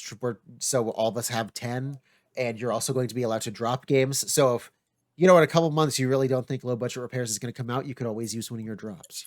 That is unless That's someone fair. counterpicks it. So right now Good in point. January, even if it's to be announced, it could be announced to come out as late as December. You don't know. Good point. In fact, I'm going to look through my wish list because there's a few not out games that I'm going to. That's how I am with Arc Raiders. To be perfectly honest, I'm expecting that game to not come out because on Steam it said 2023, and then 2024 started, which is up to 2024, and then 2025 started, which is up to 2025. So I'm just hoping. Yeah. Come on, Arc Raiders. All right, it's my turn again. Should I be mean and just pick 2 obvious ones, or should I? Do a pussy. Okay, I'm gonna do one of each. I'm going to pick another game that I hope is good. Ooh. I have no hope in that game. To be honest, I want it to be good, but it's like an X-Defiant thing. You know what? I'm going to do this. I'm going to pick Fable. Yeah. I also hope it's good, actually. And then for my next one, I'm going to be an asshole and just pick Avowed and take both of those. Thank you. I thought about Avowed, but I actually know nothing about it. The other one, and I'm going to say this, you could steal it, but I think you'll all feel the same about me. Splitgate 2. Is that going to do well? Is that going to review with the critics well? I mean, it might review with its players well, but I don't know about the critics. Well, that's the thing. This game is based on Open Critic. This is based on official reviews. So you got to kind of think about that of like... Also on a website where I was looking up like what games are going to be coming out this year. One of the sites said ES6, and I was like, no, it's fucking not. I mean, it could. And you know, who knows? Maybe Fallout 3 Remastered will finally come out this year. That's only been rumored for 5 years straight. Well, Oblivion Remastered has only been rumored for like a year. Yeah, I mean, hey, all of a sudden, Half-Life 3 rumors are happening again. Maybe Half-Life 3. You could always pick it. You could always drop it later on. I could always throw and pick Half-Life 3. Right, I honestly think ES6 is as much of a pipe dream as Half-Life 3 at this point. Eelayne, it's just not happening. Turn. I don't think it's ever going to come out. The apocalypse will happen before ES6. It already Which did. Game, girly? COVID. Oh yeah, it is my turn. No, I'm not a human. No, I'm not a human. Okay. It's technically an indie game, but you know. Hey, Big Walk and Arc Raiders, I would say, are indie games. That's fair. Fancy. Mm-hmm.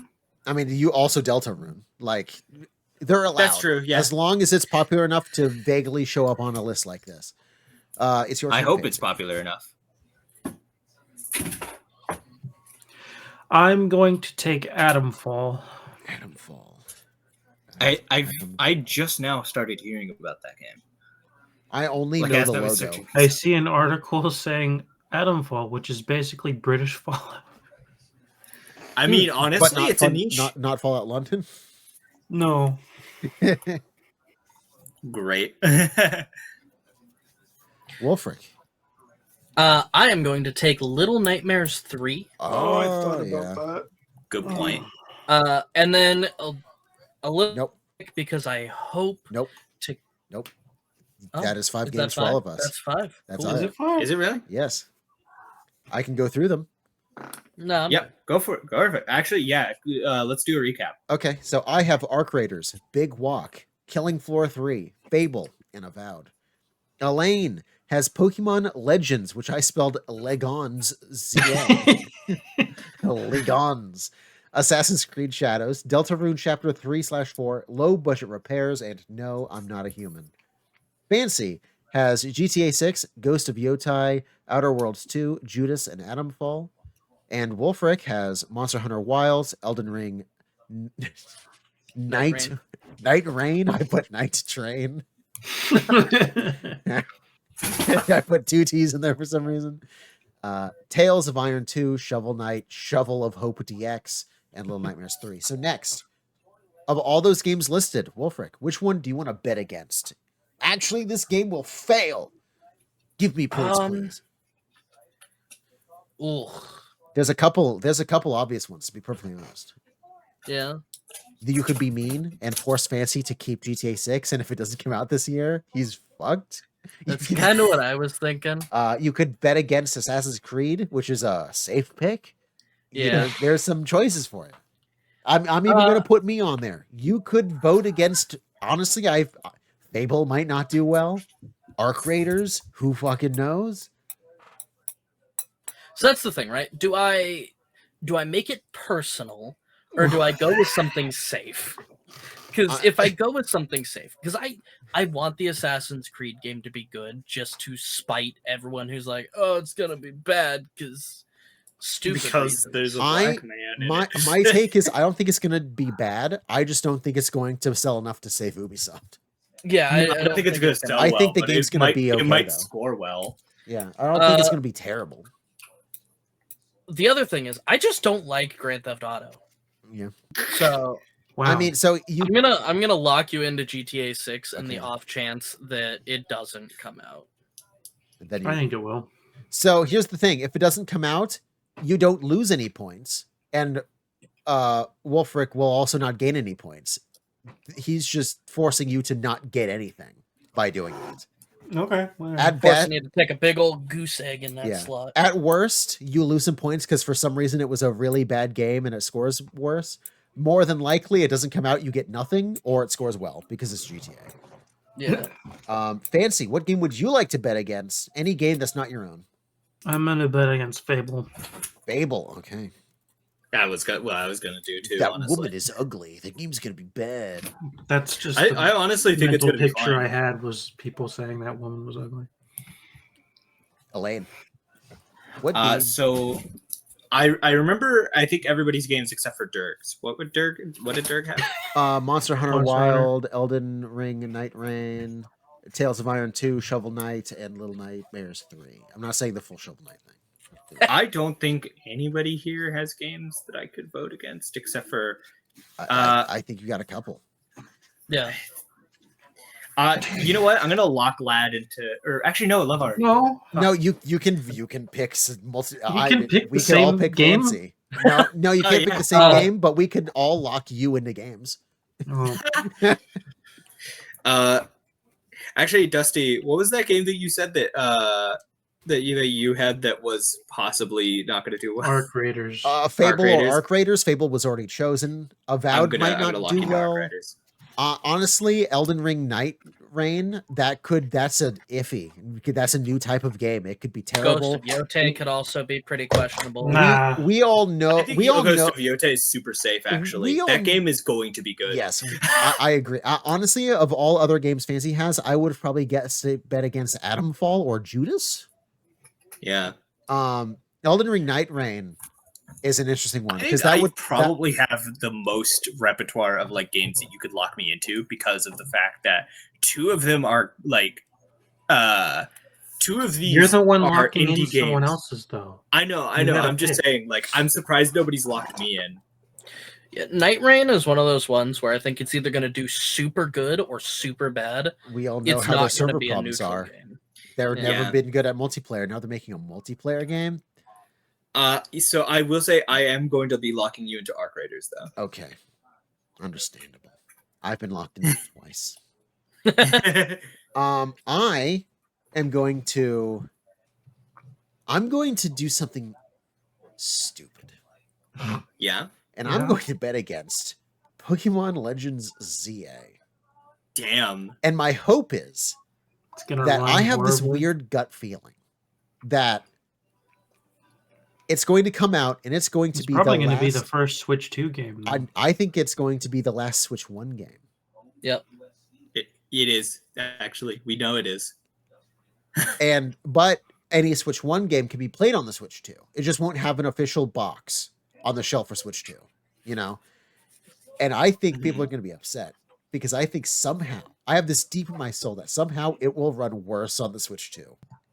I think that'd be hilarious. That would be so and fucking I have this funny. gut feeling that they are not prepared. I need this game to be good because I need Mega Evolution back, man.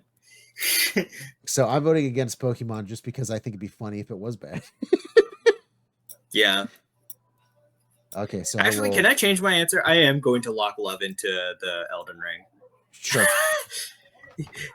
Just because not because I want this game to do bad, but just because it is a new IP. We have all. It's like horse racing. You always bet against the newbie. We all have a game locked into us. Yeah. I have been locked into Fable. Eelayne has been locked into Pokemon. Fancy has been locked into GTA, and Wulfryk has been locked into Elden Ring Night Rain. We've all been locked into big titles, which is interesting. Yes. It's just, I'm for some surprised reason, none of big you bet games aren't against doing low well budget right or now. No, I'm not a human. We're in this weird culture war thing, but also just these big expensive games aren't selling well. They're not rubbing off on people right. It is let me put funny it to this me. way. One of my biggest games of last year, including the finals, like finals #1 game. #2, the Gnorp epilogue. That tells you where we Yeah. are right now. And I think it's going to continue next year. I or am this year. so I think it's excited funny for more thinking about Gnorps. like culture war Yes. stuff where it's like the culture war while it was happening, Baldur's Gate 3 became one of the most like Baldur's Gate 3 is at a point where now it is like the industry standard of RPGs. Like people are genuinely comparing other RPGs to it. And also this game is literally the wokest game you could possibly make if we're going by culture war standards. You could literally be non-binary. You could be a female character with a penis. You could be a female body type with like a complete female body that is male, goes by male, and everybody respects that and calls your character male. Yeah, but have you ever thought of fucking pronouns? You could literally fuck a bear. You Yeah. could not only be gay, but also in bestiality. Yeah, but that's Well, not it- on the wokest games of all time Okay, list. So To clarify, that bear calling that is woke, a by the human way. in transformation. Yeah, by the way, not making the comparison of gay people and bestiality, just pointing out that like their whole thing is being against the quote unquote degeneracy. And if they really wanted to talk about degeneracy, BG3 has a lot of it. I will say this, and I'll say this again. I've started seeing people being against Cyberpunk for doing this, and it's like that's the point though of Cyberpunk. Cyberpunk's like its main themes are like sexuality and that kind of thing. Yep. To the point where, if you One remember of the when the major game themes, launched, yeah. they were like, "Oh my god, this trans woman is being sexually taken advantage of for these ads," and the developers had to be like, "Yeah, that's the fucking point. You're supposed to hate the ads. You're Yes. supposed to hate the ads." Yeah, the point of Cyberpunk is like corporations are evil, non-human Yeah. creatures. But the other thing is, like, I've started seeing people being like, "That game lets you be trans, and therefore it's bad." It's like, but again, that's the point. Body modification is such a Nonchalant. thing that even like the terrorist that is Johnny Silverhand does not even think about it. You know, because Yeah. body modification has been a thing for well over 100 years in that universe already. So like Growing trans up is people, realizing- okay, whatever. Growing up is realizing that Johnny Silverhand was right about pretty much literally everything. Yes. Which funny enough, and this might give me a little bit of flame, but the you know, in the cyberpunk universe, trans people are very much normalized. That does come into the cringe part of there is a trans character who has the trans flag all over her truck, and it's like, I get it, but this was normalized before you were born. So I guess it's like you could still see it as like they know more about history than the average person. So or something here's like the thing. On their truck, they have 2 trans flags, one on the dash and one on the tailgate. The one on the Yeah. dash I'm okay with. It's the one on the tailgate that specifically reads as she's trying to make people upset or like prove a point, but it's been normalized for hundreds of years. Well, So it's just like, I don't know, like I'll be honest with you. I mean, I have a trans flag on my car, and it's Yeah. not even like on my bumper, and it's not even like because I'm trying to prove a point or anything. I just like the little sticker. that I just like makes it. complete sense. Yeah. I still think that makes more sense to do in our universe than the cyberpunk universe. Yeah. Which I could character kinda is see that. this? Claire, Claire. Claire, the lady who races. She Yeah. has the- If you've ever done the Oh. racing Beast.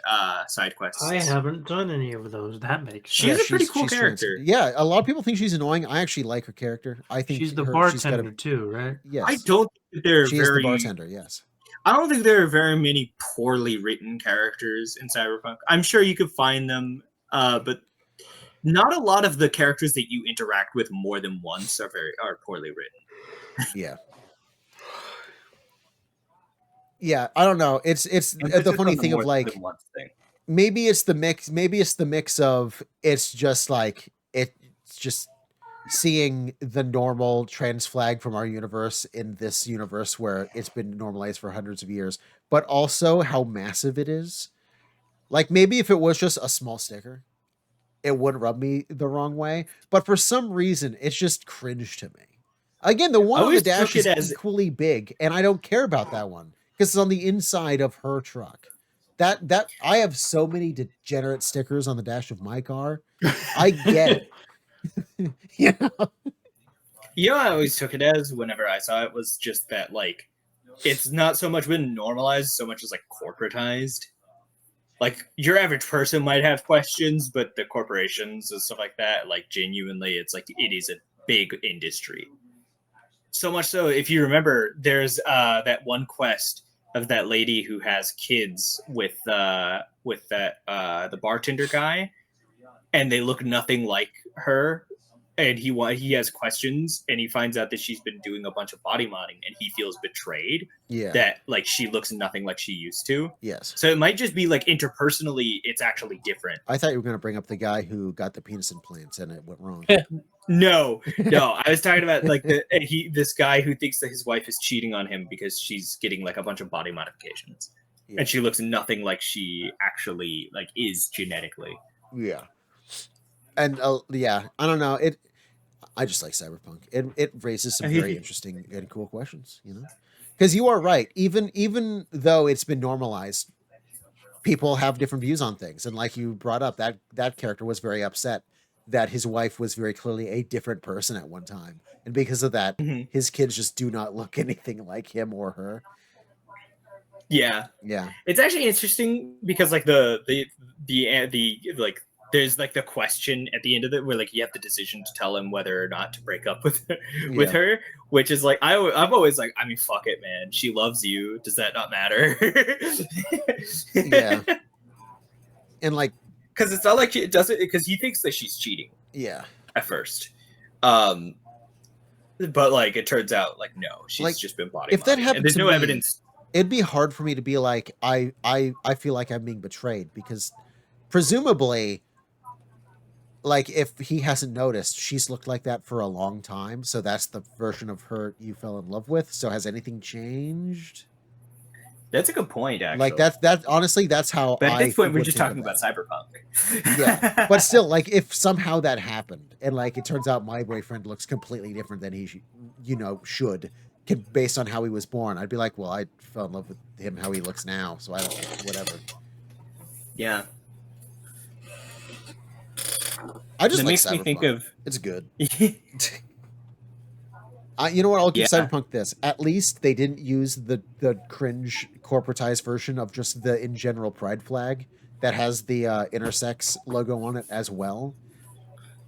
Oh, the progress flag. Yes, I that think one they call has been taken over and is kind of seen as, if a company uses that one, it's like they're just doing it to be, inclusive. It's like when there's so many games that like actually care about things don't use that one, right? At this point, I'm like, I get that, but at this point, like, I don't want to get upset at companies who are trying, even if they're trying poorly, just because I would rather rainbow capitalism than the alternative where they just don't think it's profitable for us to like them. You know what I mean? I agree. It's just something that's always in the back of my mind, where Yes. you can still draw the line of people who obviously care and people whose intentions are Performatively questionable. care.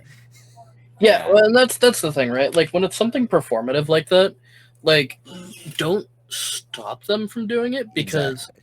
rainbow capitalism infinitely better than What we have straight now. up. When You know. when you see the scene from Suicide Squad where they're in a convention and you just see the progress flag everywhere, laugh at it but move on. Don't actually get mad at it. Yeah. Just Yeah. like, wow, they did it. Wow, good job. Like We can go after rainbow capitalism when people aren't debating about LGBT rights. yeah, currently. we can Wait, go. what? We can make the version of capitalism we want not stupid pandering.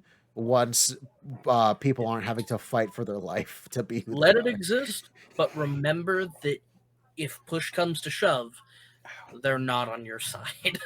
Yeah. Yes, I will. It's like I said, I'll at least give Cyberpunk that where I don't question the devs putting it there. It makes sense. Yeah. It's just specifically the size and where it is on the car is always been. It's always rang some weird bells for me. Can I be honest though? That's Yeah. the only truck I actually drive. The Beast. Not just because of that, but it's also because it's the only truck that looks kind of good that I have in Cyberpunk. So have you? I like in the game. There's the wagon. This is just Cyberpunk. I keep fucking up words. The wagon that I like. There's a version of it that is like a El Camino, Oh hell yeah! and you can Everybody get one in the for quag free. wagon. Yeah, you can get one for free by doing a mission where you go to a movie set that went wrong, and you can find the keys to it in someone's pocket and just take it. Huh. And I like that. I'll have to go little truck. grab that. Yeah, it's out in the desert somewhere. But are we going to talk about the podcast? Yes, it's time for the podcast. Game. It is time. Yes. So should I introduce it? I probably Hour should. and Right? 42 minutes. But listen, we're still on time. We're not over yet. You can't say Okay. anything. Okay. Maybe 20 we all minutes. hated this game, and that's the end of the podcast. You don't know. Dragon Age Origins. I was the one that recommended this, so I'm introducing it.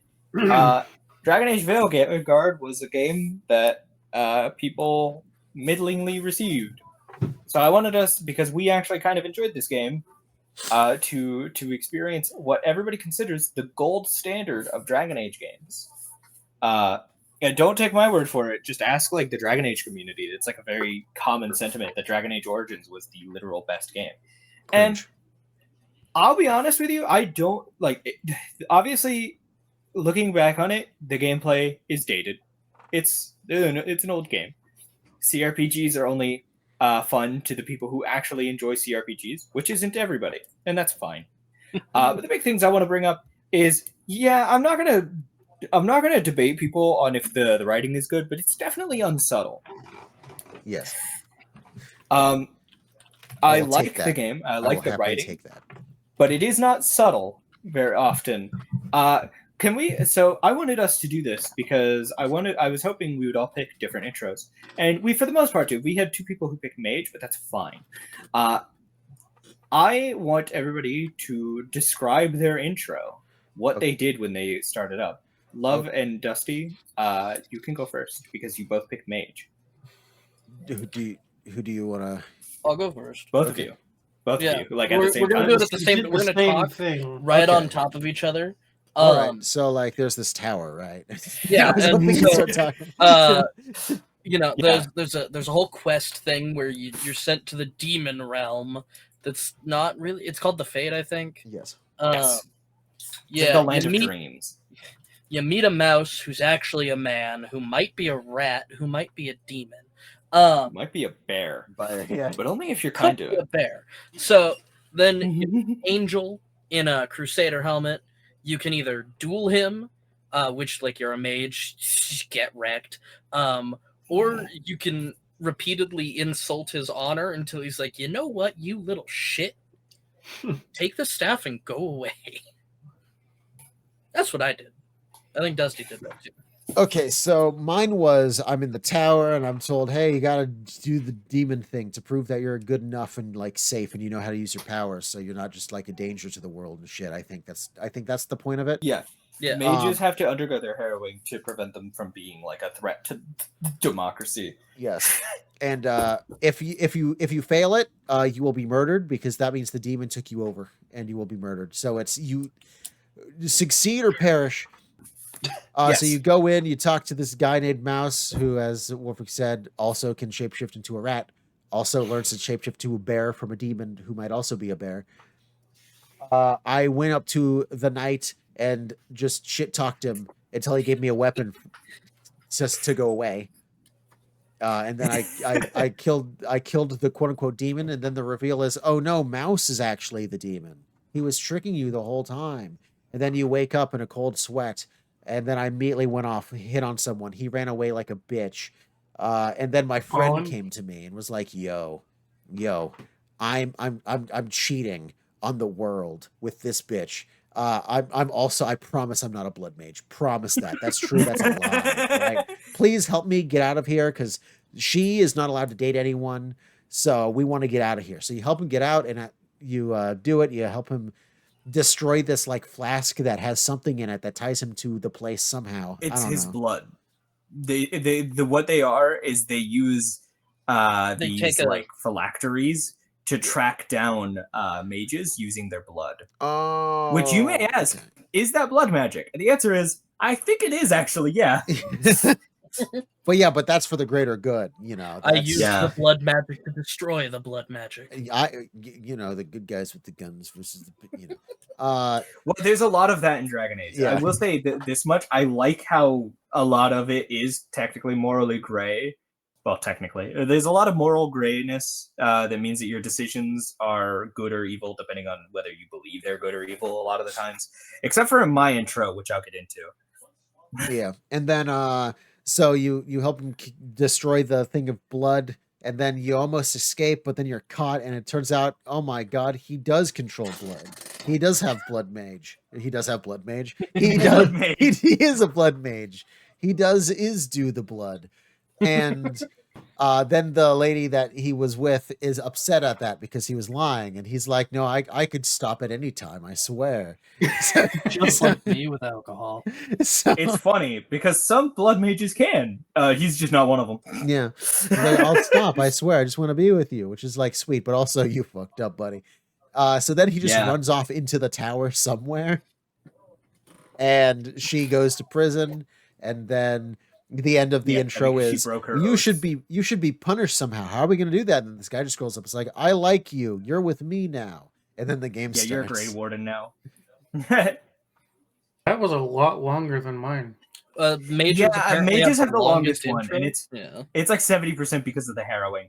Yeah. So someone else. Am I talking about Vlad. mine? Your turn. I was a warrior and I picked an elf, a Dalish elf. So I started in the forest with a good friend that I had just met, but apparently known for a long time. Yeah, well, it's And- your origin. So, Yeah. yes. You grew And- up with this guy. We're looking in the forest and we encounter 3 humans and we think that they're there to hurt us or tell people where our village is, but they say no, we're not. We were just in this cave looking for treasure. And then you and Bucko go to the cave looking for treasure. You fight a bunch of spiders. I think there was some undead later on, and then he gets killed by a mirror. And then you wake up back in camp, and Dude Man from the Grey Wardens is there, and you go back, and then you go try to see if your friend's still alive. Spoiler alert: he's not. You might actually recognize those mirrors since you're a big Veilguard fan. Yes, I know what they are. They take you to other places.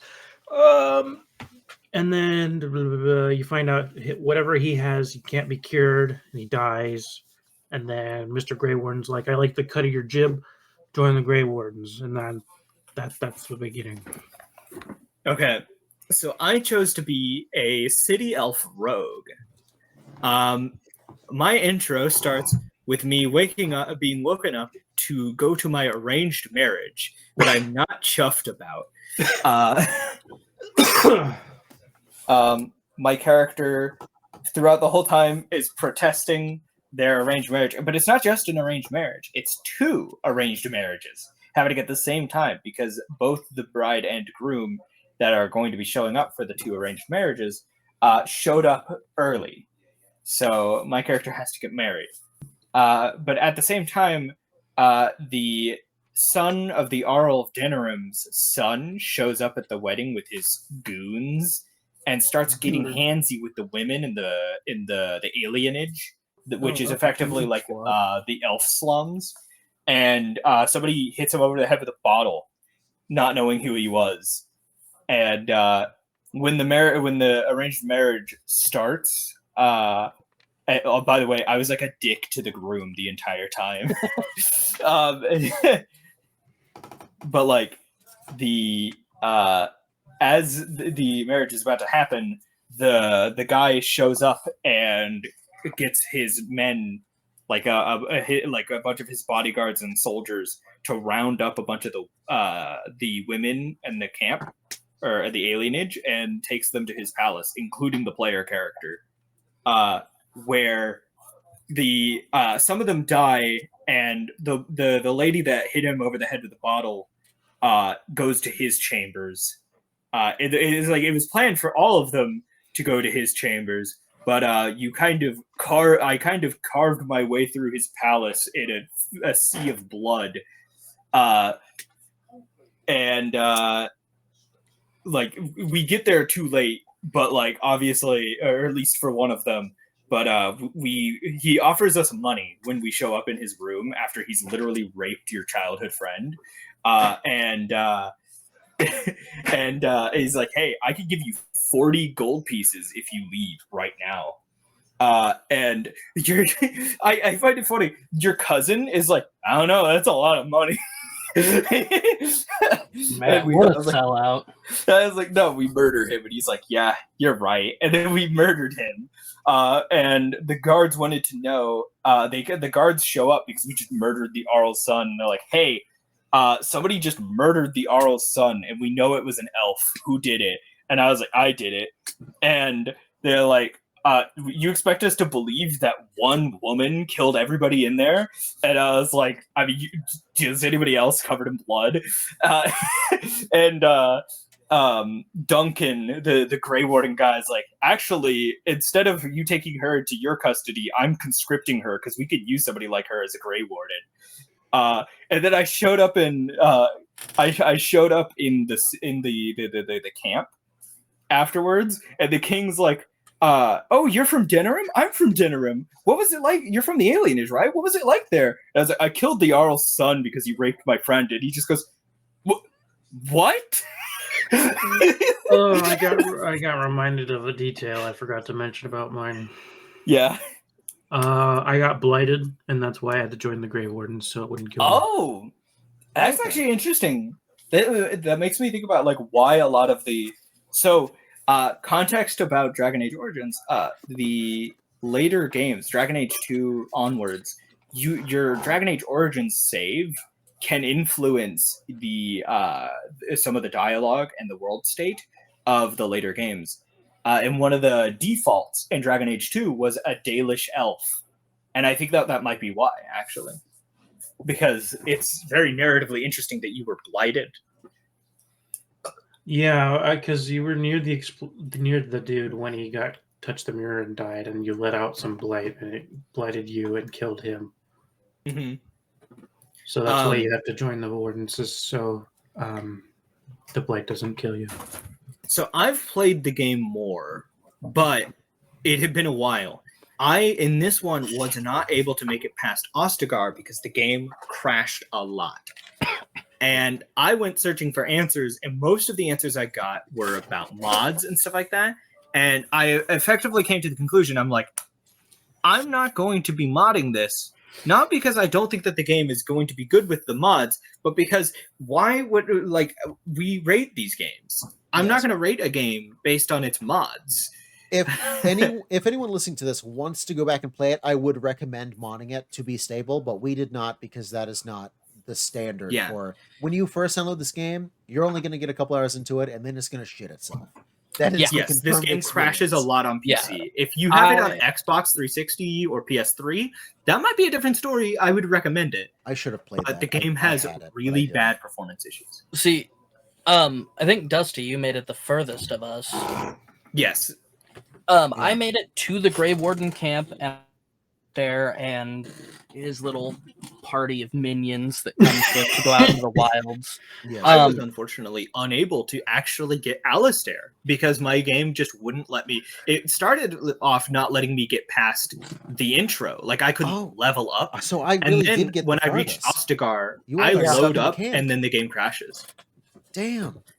Yeah. I was also only in the camp in the first little area you go around in. I made it out to the wild. When I first ever played, my party consisted by the end of my by the playthrough that I had made it to, because I've never actually beaten the game. I had Sten of the Arashock, Morrigan, and Alistair in my party, with Liliana in the backup. And I remember I was helping a group of werewolves because I like them. And there was like some lady of the forest. I don't remember a lot more. Okay. Yeah. I shortly after entering the forest just outside the Grey Warden camp, Alistair's armor started changing texture anytime my camera moved. The textures were not stable at all. He had the shit, what is the name of that show? The Chowder art style going on. Yeah, where all the textures just move constantly. I actually miss Chowder a lot. I had saved right before I went out there. My game crashed out there with his armor kaleidoscoping. And then the game just refused to let me load that save or the quick save for between areas. It just wouldn't. It would pop up, load, immediately crash. So that was as far as I got. Okay. I do have some fun little notes because I am keeping to the tradition of taking notes terribly. For my notes, the game was named Newt Year Backstory. My character was a female mage elf who looked like she had done a little bit of drugs and never quite recovered. Generally disheveled and looks evil, but she's good people. I made Valor mad, and he gave me a staff, solved demon riddles, and evolved Mouse to Bear. Bear Mouse and me took down a demon. Bear Mouse was actually a pride demon. He almost tricked me, but I got a bit sus with him gassing me up.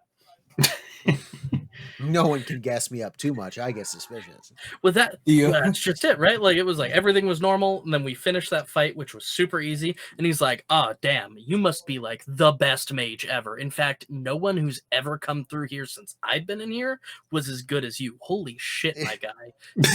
So good. You're probably going to be the best mage that ever exists. You're fast. You're so fast. So what's funny is the meta ruined it for me. I actually did not catch on to him gassing me up that much. I thought just somehow, like, maybe in the universe, I really am just the best. Because that would almost make sense, because later on, even all the mages are like, that was the fastest that's ever been fucking done, you know? But it was the meta part ruined it for me, where I was at the bottom of the screen, it was like, yeah, I agree. Wow, thank you. Are you all right? Yeah, I agree. I was like, the game wants me to be suspicious. Maybe I'll be suspicious. Funny. I only had 3 notes. which was the name, the dragon's aged organs. Oh, No. I had the name. I had the portrait making is hilarious. I'm glad they brought it back in Dragon Age 2. And then the third one is, yeah, I killed the Jarl's son because he raped my friend. What? Literally, I don't remember his name. The king that you meet in Ostagar. It's so funny, just flashbanging him with that bit of information. He's I'm so just- nice to you. I'm just realizing how much more story I got over the three of you. I got Yeah. way farther. so I'll to go for continue, Not for lack of trying. to continue my notes because they're not done yet. Oh. Woke up and accidentally pissed off my apparent friend because I wasn't sure if I was still being tested. Whoops. Joanne's a pretty shitty best friend, lying to me and shit, making me fix his mistakes. Joanne lied to me. What a bitch ass friend. Can't believe he didn't trust me. Is this the blood mage? This is the blood Yep. mage. Okay. Like, I would have helped him if he had just straight up, like, just tell me you're a blood mage if you're a blood mage, okay? We'll work on it. I've joined the gay wardens. Quartermaster thought I was a slave. I've experienced elf racism. Alistair armor keeps changing. Flip-flops between two patterns. Alistair armor is crashing my game. It crashes and crashes and crashes. I was kind of enjoying it, but I'm not huge on CRPGs. Yeah.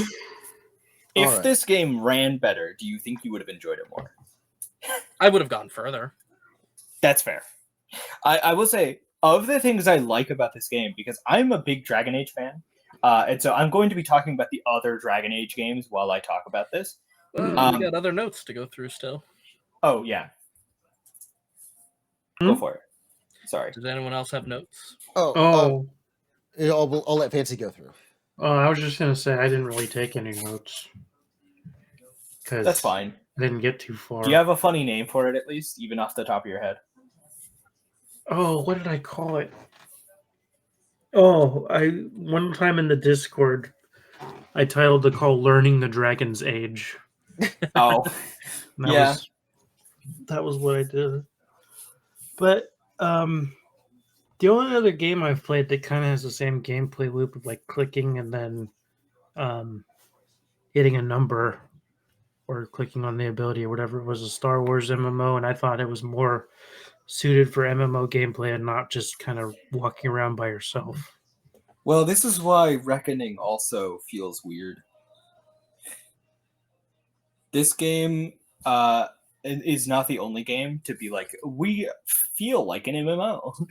And I have a controversial opinion of actually liking Veilguard and its gameplay, so Well, Veilguard had some of the best gameplay out of the Dragon Age games. I also Although, like Veilguard. in terms of, although I will say, in terms of build, I feel like it's a little weird where its specializations are just extensions of the existing skill tree, but that's not a bad thing. It's No. better than Inquisition for sure. I'm built like a brick house in that game, and I'm a rogue. Yeah, Dusty, you could do- your notes. Yeah, so before I get to notes, I'm going to finish going through my campaign because I got farther than all of you. Yeah. So you go to the camp, and where all of you got stuck was around the point where you get Alistair, Alistair? you get Alistair, Alistair. and you get the other two guys. Yeah. And then you get that party, and that's about where all three of you broke, right? I managed to get a white and red flower, but yeah. Oh, you did the I side, you got did the, the one side. I got the quest. flower and the 3 blood samples, but that's Okay, so yeah, you go out, you get 3 blood samples from killing the bad guys. I forget the name of already. The The The Darkspawn. the little Darkspawn. orc Thank you. dude looking things. And then while you're out there, you run into a hut with two witches. And you're at first, everyone's like, "Oh, they're like illegal mages. Like this is bad." Mhm. But it turns out they're on your side. They have the treaties you were looking for. The older one was keeping him safe for you and just hands him over. It was like, yeah, Oh, no, yeah, I'm actually on your Flemeth. side. Yeah. Flemeth is a recurring character. She comes back in every Oh, Dragon Age game, I as am. far as I understand it. She's also a recurring character just in the story. This is not the first time I even saw her. Yeah. So yeah, you get them, you go back, and that's when it's like, okay, now that you did that, guess what this blood's for? You drink it, and you purposely get yourself sick, and it's either you die or you live and you become a gray warden because you can now like see what sense Yeah. the darkspawn. Yeah. So, Grey Wardens have like a sixth sense for Darkspawn. So the first guy goes up, willingly drinks it, and dies. This makes the second guy, who has a wife who's pregnant, very upset, who then wants to leave, who then Duncan has to murder because he's seen too much. Oh, Yeah. So, and I'm the only one that survives. And even Alistair's like, when I did it, at least two of us survived. Damn, this was really bad this time. Yeah. Yeah. It's funny because, like, if you're a mage, you've now gone through 2 deadly rituals in the span of, like, a weekend, effectively. Yeah. And then, so you survive that. And then Duncan's like, okay, now that you're officially Grey Warden, we got to meet the king. So you go and you meet the king, and he's very full of himself. He wants to be part of the story. It's just like what used to be when the Darkspawn last came. The king ruled. The king led the Grey Wardens into victory, and he wants to do that, right? He's very full of himself, and he's very into these stories. He wants to cement himself in history. At least he's taking it seriously, though. A lot of the kings aren't even doing that. This is a very long way of saying he's 2 weeks from retirement, if you will, because we're at the beginning of the game. Right away, I was like, he's fucking dead. And I was right. So you help him you come up with a plan. Turns out the Darkspawn are coming towards our camp. We are going to have to hold our position. One of the lead guys with the king, hold on, let me bring up my notes. What's his name? Sticky notes. I haven't had my notes this whole time. I've been just remembering the story. Note list. bless you. Thank you. By the way, my notes. Wavern MILF the First. Based.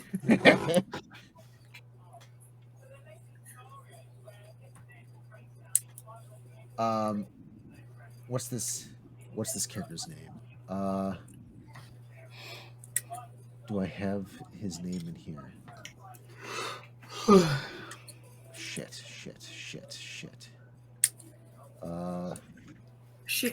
There's a streak in the thing.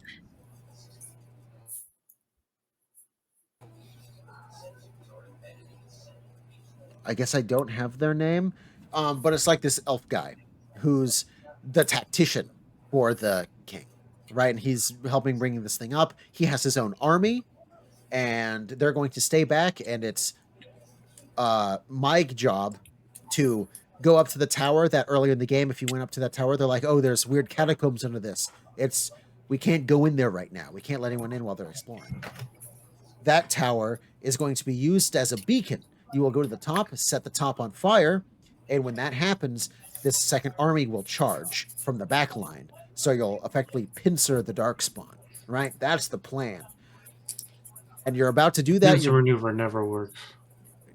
Especially when, spoiler alert, that guy's evil and he just retreats. And the king and Duncan fucking die. Yep. Which were you more upset about, Duncan or the king? Both. I would have been more upset because at first it's like Duncan has the Darkspawn vision, a big one's coming, and it grabs the king, and then it just tightens its fist and squishes the king to death and throws his body, and then Duncan in rage charges up with 2 like not spears, like not even swords, the short ones. I'm forgetting weapon names. Daggers. He has 2 daggers and is able to take you down with 2 daggers. And it's like, you could have done that to save the king.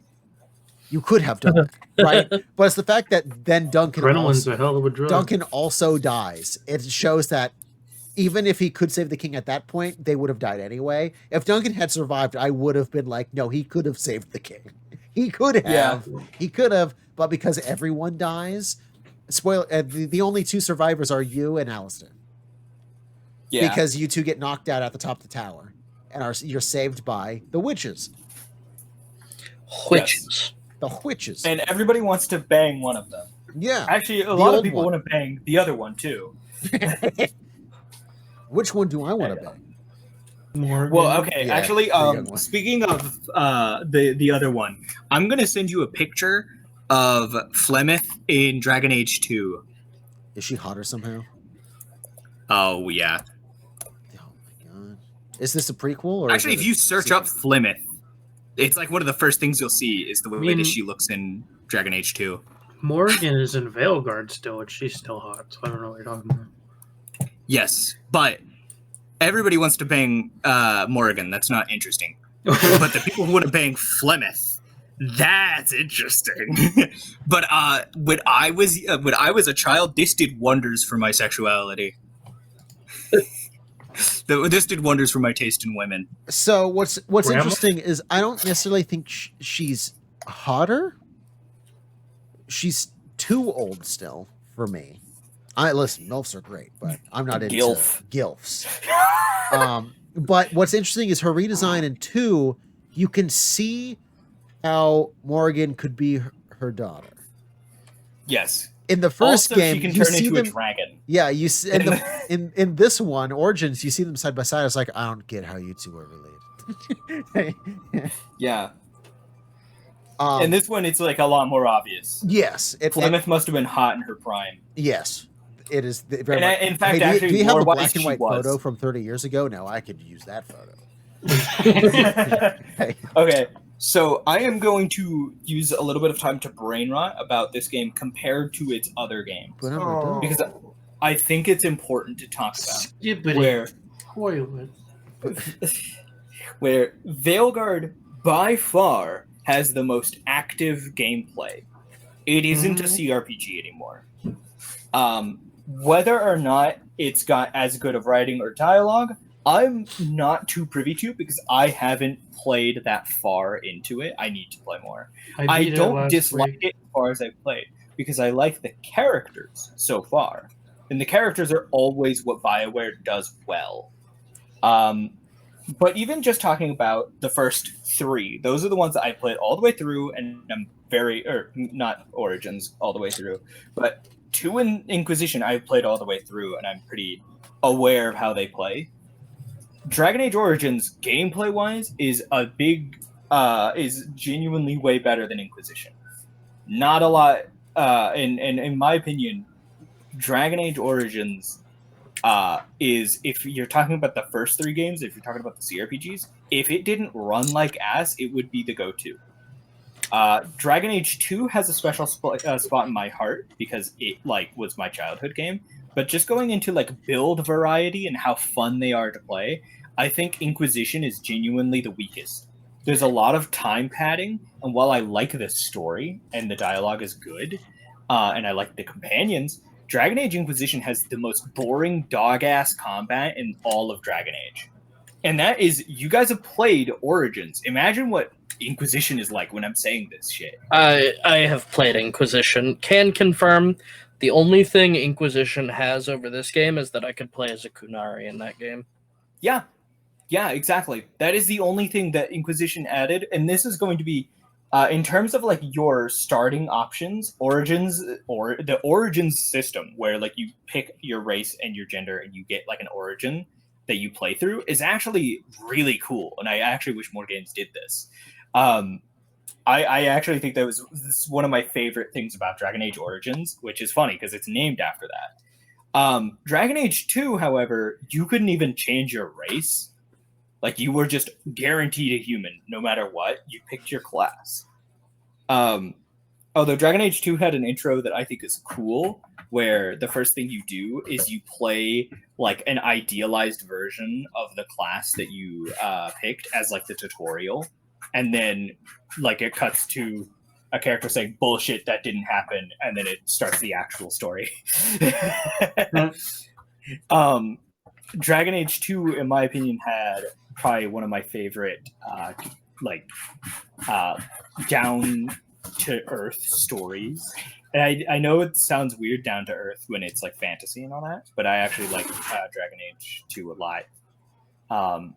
But for Dragon Age Inquisition specifically, had probably the most some of the most impactful decisions, but also some of the just most dog-ass combat. The Dragon Age Origins, where it really shines, is in its decisions and its companions. And it has some of the better companions in the game franchise. Alistair's a riot. Morrigan's deeply hot if you are into goth girls. A lot of people got their goth girl fetish from Morrigan. There's other characters that are very interesting, like the Kunari are really interesting in the original game. And Sten of the Arashock is I would say this game's equivalent to like Lysel for a good comparison, where he's from a culture that is so different and extremely militaristic. And it's interesting to have him in the party because of his unique outlook. And that's kind of where the game is very unsubtle. Like, good decisions are very clearly good, and bad decisions are very clearly bad. Some of the decisions are very... Actually, like, all of these are really just how you value shit. Like, the big moral decisions are like that. But, like, interpersonally, it's not a lot of real thought that goes into... It's like an Inquisition where it's like, do I side with the billionaire guy that's, like, killing poor people, or do I side with Sarah who kills these guys?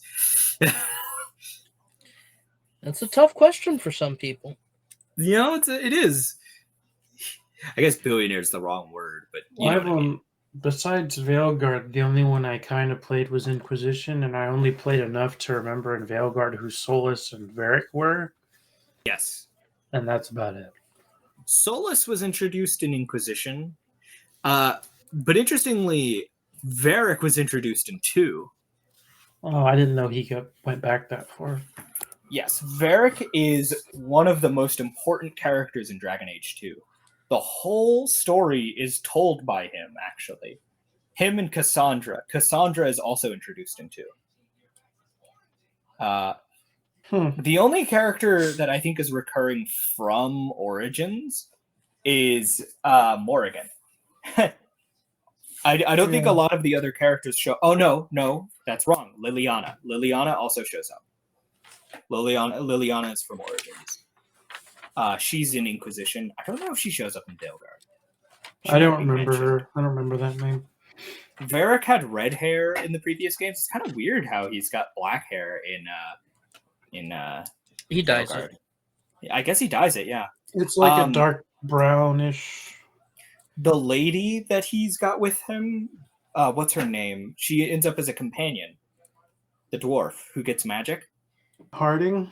Harding's been mentioned since, Harding was introduced in Inquisition as well. Yeah, I know that. They talk about it. Yeah. It is kind of interesting. I like the callbacks that they do of like recurring characters. And it's good that they don't fall into the trap of continuously bringing characters back. They know when to say, okay, this character's done. Except for Anders. Anders gets brought back in Inquisition a couple times, and it's like... and I think he was also introduced in Origins, now I think about it. From what I've heard, people don't like Anders. Although I don't think... So, for context, Anders nukes the Chantry in Hightown in Kirkwall in Dragon Age 2. That's the end of the game. Spoilers for a game that came out in like the early 2000s. And people are like, why would he do something like that? It was clearly going to incite a war. And I'm just sitting there like, yeah, that was kind of the point. Cool. But talking about Dragon Age Origins specifically again, there are some things that I like about Dragon Age Origins more than the other games, which is the different subclasses. The specializations are way cooler in Origins. Do you ever wanted to turn into a giant fucking spider? You could do that. That was my go-to move. You ever wanted to turn into a mass of flies? You could do that. You ever wanted to be a bard as a rogue? You could do that. You could do that. Warrior. I don't remember anything. I don't usually play warrior. Warriors got specializations, I'm sure. I don't know. I didn't get that far. Well, you wouldn't have. The specializations come after Ostagar, and I think you have to have talked to somebody who is that specialization. The specializations in the later games even aren't nearly as cool as Origins, because Dragon Age 2's got some cool ones like blood magic and gravity magic. And Inquisition, I think, has the ones that I find the most disappointing for Mage, because Mage is the class that I always played. So I'm only really going to talk about the Mage ones. But what I remember with Mage is in Dragon Age Inquisition, Mage is like, you have Necromancer, which is just damage, but purple. You have Rift Mage, which is just damage, but green. And then you have Knight Enchanter, which gives you like a magic sword that you can swing, so you could be a melee mage, and that's actually really cool. Except it brings attention to the fact that in Dragon Age 2, if you were too close to an enemy and you had a staff, you would like hit them with the staff, with the element of your staff. That's not a thing in Inquisition, by the way. I don't know why they removed that. It's actually a really cool feature. But I've brain rotted enough. My bad. So I'll continue my story now. Because I wasn't done telling what I heard. Oh my god. When you did that, you can hear me go, but okay. And I just started saying quiet. You can hear me be like, but I'm not. I'm sorry. I don't even remember where I fucking was. It was after the battle. war in Ostagar. Yeah. So you wake up at the witch's hut. They saved you. It's just the two of you. You get talking to Plymouth, and eventually she's like, "Yo, take my daughter. You need her," and she becomes one of your party members. So begrudgingly, yes, but don't ask her why she's here because she'll be pissed. Don't do that. So then you just go off, and from there I forget what town you go to, but this is the first area where the game truly opens up, and it's just like there's a side quest board, and there's the town, but you don't load into a next area when you leave the town. There's just a big open field where things can be done. There's hordes of enemies. There's some hunters and stuff, and each of them are tied to quests you can accept and that kind of stuff. You can talk to every character. Every character has things to talk about or do. And eventually I walk into a bar and I find out that that guy who betrayed the king and the Grey Wardens by backing out his army, some of the soldiers are there and they're full on like, no, that he did that for the right reasons. They're basically just brainwashed. They follow that guy so closely. So you basically start to fight him in the bar. And I kick their ass until they go, okay, just kidding. We're not gonna fight anymore. To which you then have the option to just kill them, or like send a message. To which I sent a message, and the character that hopped in to try to break up the fight before it happened liked the fact that I didn't just immediately kill them. It was like, yo, I live in this town. I hate what's happening to it, and I want to help them. I want to join you. I forget her name. I forget. Liliana, I think. Yeah, that one. So I was like, you know what? I'll do it. So now I have a party member of 4, or a party of 4. They introduce you can always accept more, and then you can swap them out. I think at this same town you could have interacted with Sten of the Aeroshock. I think you would have been able to find like a gray man in a cage. That sounds vaguely familiar. I just didn't talk to him or something. Sten's just still in Lothering. Yeah. Despite all my rage, I'm still just a gray man in a cage. Yeah. I did none of the side quests. I grabbed her and was like, let's fucking go. Oh, the only side quest kind of thing I did was I was like, I need to sell stuff. So I went to the merchant who's yelling at the church because the one of the priests or whatever is like, yo, you're being a dick.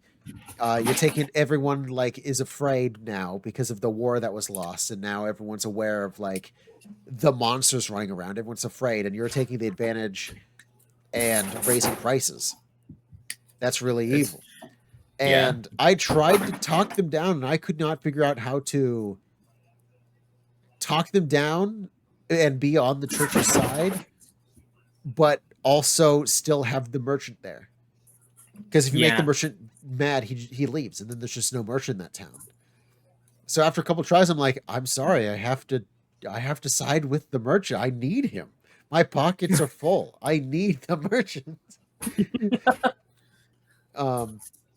And yeah, the character I Sad. just got, she was not very happy because she's from that same church. She's like, wow, that was really mean. And it's like, I needed to sell shit. I'm so sorry. And then I head out. I meet two dwarves, man and a son, and honestly, I think they might be my two favorite characters. I barely. Oh talked to yeah, them. the enchanting. Yeah, enchantment. Those two are also recurring characters. Yes. I help them. They're like, wow, thanks. Can we travel with you? To which I say, no. We're on King's business. You really can't. They're like, okay, cool. We'll just pick up here. And then you go down the bridge and you go to the camp for the first time. I talk to everyone, pry some knowledge out of everyone, try to make Morrigan like me so I can plow her. At least Yeah. be honest about it. And then I turn around and the dwarves are in my camp. Yeah, And I walk you up don't to actually them. have an option. They show up anyway. Yeah, and I'm like, huh, that okay. And they're like, listen, I know that you said it's King's business, but like you're, a camp made by people on a mission from the King, the safest place in the area right now. So like you can have a discount at my shop and everything. And I was just like, you can follow, just mind your business. I'm not going to answer any questions. And they're like, cool. And then there's that other guy who's like, yo, Duncan totally promised me he'd do this. And I was like, I don't know who you are. Fuck off. So if that is actually a thing Duncan promised, oh well, I don't know. You're not Duncan. You don't Yeah. know him anything. Cool. Duncan's dead, and I don't know you. He never even mentioned you, so you're a stranger. Morrigan's very Duncan funny. told me shit. Morrigan's very funny because she has a different campfire than ours. Yeah, She's Morgan is so like standoffish that she is literally standing off in her own camp. Yeah. And then I'm like, okay, I'm going to continue. So at this point, we know, okay, so the plan is we need to go to all these different places in any order and rile up some more troops. We have the treaties, so we can show it to people and to, kings and leaders and be like, yo, you promised to help us. Now's the time. The treaty is enacted. So I'm like, okay, I'll go to that guy who apparently raised Alistair. And I go there. And then the game crashes. So I'm like, okay, fuck it. I'll go to the dwarves, to the caves. And the game crashes. And then I'm like, fine, to the elves. And then the game crashes. Yeah, Every you don't have a choice. branch crashed the game, and I got stuck there. Yup. So that I got much I farther than actually all that. have- I was actually surprised. I actually have no idea how, when I used to play this, I was able to make it to the point where I went to the elves first, and I was like solving their issues. Yeah. Well, I mean, by solving their issues, I mean siding against them in their war with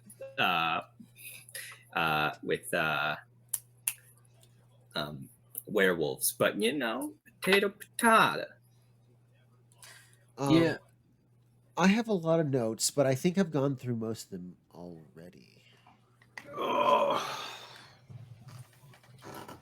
One of my notes is, can I fuck the younger witch? Is she a lesbian? Please don't Pan-Am me and only like men. She is I need a self-sufficient lesbian baddie. She is straight, unfortunately. No. But Liliana's gay. I could guess that right away because Morgan, I'm really trying to make her like me and she's not reciprocating.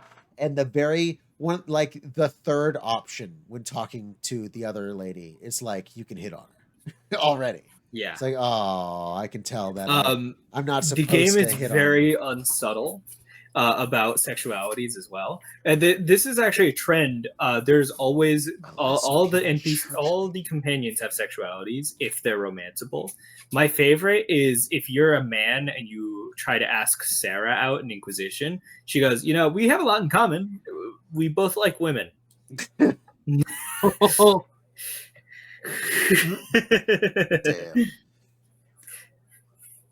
Sorry, Some of them even have race preferences. Solus, for example, will only date female elves. Yeah, that fits him. based. Yep. Tall women. He's bald. Let's go. He's Well, maybe he's going out of his reach then. Maybe You didn't have to destroy. You know, it I think like it's that. funny thinking about it. Do you think, like, so, because, lad, you know about Solus's character. Is it not a power dynamic for him to date an elf? No, it is. in his. He's technically one of their In his gods, favor. so yes, it Yeah, he is one of their gods. Oh no, that's at this. This is no longer cooler based. I thought I was just a bald man who's like big, No, he's tall, bald. beautiful women. Although, No. admittedly, in Inquisition, he does not let that on at all. I'm pretty sure you can learn about it. I There thought is, he was like, into like BDSM and he wanted them to step on his balls or something. No, But no. No, if you want a character who like steps on your balls, What? Morrigan is that character. She's not a lesbian. Unfortunately, It's like that street she is fight. not Are bi. you- I'm a lesbian, are you? No. Your thighs have no power on me because I am They homosexual. do not work on me, for I am homosexual. Oh, I am so proud of you, Zengi. Thank you, Certainly. Zengi, alt costume B. Yeah. If your thighs were American, I commit a second bull. I don't even know what I'm saying. Oh man, I'm just thinking about like Iron Bull is a funny one because regardless of male or female, you can ride the Iron Bull. That's another character I haven't gotten to meet. Dragon Age 2, I was in Lesbians with Meryl, the autistic elf girl. And I mean like fully autistic. Like she's genuinely written. There's no way she isn't written to be autistic. I had a type. Oh, I'm the judge of that. Love it. You know, I think I've told you guys this. I'm probably going to be recommending Dragon Age 2 for my next Oh. podcast game. So You got you a will nope be the judge save? of that. Does anyone have a nope? Please. See, I'm scared to use my nope though, because here's the thing. What if someone here pulls another game that I really don't like? I have 2 future games planned, and I don't think either of mine will be. Same, and you already know Nope. what my 2 games. We'll just Neither have of them are spooky or anything like that. I have 2 more racing games before I finally switch it back up.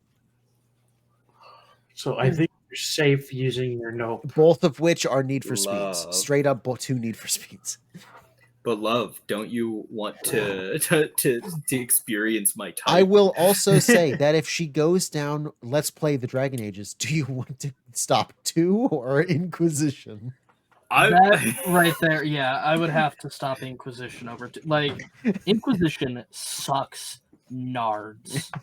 It really is unfun to play, but it does have some cool lore. That's like all it has going for it, though. Yeah, There's a lot of So time low. padding, like mobile game time Hold padding. on. And Great example, Dusty. Imagine you made it to the Grey Warden camp, and now you have to backtrack and convince 17 NPCs to join your war effort before you get to go out into the wilds and actually complete your Grey Warden test. oh, and it takes an hour every time you've done one of those convincings. They have like an hour cooldown. Also, you because have Like to a Dragon Age real hour? Inquisition has a war room, a real life hour. Yeah, you Oh also my have to. God. There's a mandatory horse riding test that you have to do. Yeah. Kill me. Yeah, Dragon Age Inquisition had a lot of like war table stuff, which are just like little side quests that you hit a button and now you are waiting for it to complete. And it takes mobile game. like Good heavens. 5 minutes to 3 hours. But you do these to gain power or to gain certain resources. And you there's can't fun continue little until you blurbs get a about certain power. So if I and turn once the you have game enough power, off, you could do the next. Huh? if I turn the game off, does the timer still go, or is it only Yes. while you're playing? Yeah, the timer still goes while the game is off. Oh, well, that's slightly better, I guess. Yeah, you basically, the game wants to pad out time a lot, and I don't get why. I get the whole point of Inquisition is supposed to be that it feels like you are actually doing a real war effort, in that it takes time and preparation and all that stuff. But also, that isn't fun to play. It's a CRPG, not an RTS. Mm-hmm. If it were an RTS, it would make more sense. Origins, thankfully, doesn't have all that. Okay. Are we rating? So yet? ratings, right? I just was going to say, are we waiting yet? Yeah, I think we've said all there is about this game. I will say this: I went into this game as thinking I was going to hate it. I was close to right. Wow. It's not that I hate it. Just like you said, it's pretty unsubtle. It's Yeah. very clear what is good, what is bad. There's not a lot. Like you can tell that they want to do like, oh, but it's like, are they good or are they bad? Well, yeah, it's like the mages, for example, where it's like Yeah. mages are enslaved to the chantry. They have their cultural identities stripped from them. They're forced to go through harrowing, or they either get killed or they get lobotomized by becoming, what do they call it again? Tranquil. Tranquil. So yeah, it's like, and it's like, oh, but mages are dangerous. Like blood magic is a real thing, and it can be like super devastating and bad. Yeah. And it's like, yeah, but does that really justify this? Exactly. It's like, I don't think there's any justifying for literal genocide. I will say this. The reason I thought I would dislike it was because of the style of game it is. Meanwhile, that was like very little of my problem. Now Yeah. more than ever, I'm willing to play other CRPGs because I'm not super invested in the story, like full on like immersion, but I had a good time playing it. None of the mechanics got in the way. Like the type of game it is was actually fine. It was more the story being told is the problem I ended up having it. Meanwhile, I would have assumed it was a good story, but I would have hated the CRPG part. And it was flipped. Turns out the CRPG part, it's fine. Don't care. Pretty obvious meh story. To be fair, it is could old. be better. Yeah, and to be fair, it's old, so that may make sense. But yeah, I'm more than ever. I'm actually willing to give other CRPGs a try now. This game has shown me that that's not at all the problem. Just like other things, just be well written, please, please. Please. Yeah, Make me care. Duncan could have saved the king. Good thing he died. Like I said, that would have actually been a problem. if he they survived. they actually thought about that. I Yeah. think because it's like if Duncan survived, then it felt like it was the fucking pointless effort. Yes. Because they both die and the only two confirmed survivors are the two of you, it's like, okay, no matter what, the king would have died in another way. Yeah, If the good thing Duncan died, because if he didn't, I'd have a problem. yeah. Well, if he did survive at all, it would have had to have been like he survived like barely. Yeah. Like it would have had to have been like he survived like missing limbs type shit. Yeah. Yeah, it was pretty obvious. None of the guy who was very obviously annoyed at the king. Wow, turns out he was an ass and was bad and retreated. It's like, yeah, I called that. The moment he was like, "Yes, king, you care too much about the stories." It's like he's bad. He's evil. He's a bad man. You bad And I was- man. Mine to the point where my note. Let me. What are my notes? I just did something and Audacity picked it up, but I don't think you guys heard it. Do you touch your The penis? beacon is lit. I farted. Oh, his name was Oh. Logain. That's his name. Logain was the guy who betrayed the king. And Oh, Rogaine. Logain retreats his army Rogaine. instead of charging in. Shock. He's evil. Wow. The one thing that made me laugh was as that battle's going on, you're supposed to run across the bridge, and something like an explosion happens that knocks everyone on the bridge down. Everyone has the exact same animation, and it made me laugh. And then I Yeah. laughed even harder when only I and one other NPC stood up. It killed everyone, apparently, and only 2 people survived, despite everyone having the exact same fall animation. It was I like, mean, wow, yeah. that's cheesy. When did this Oh my game God. get made? 2009, I think.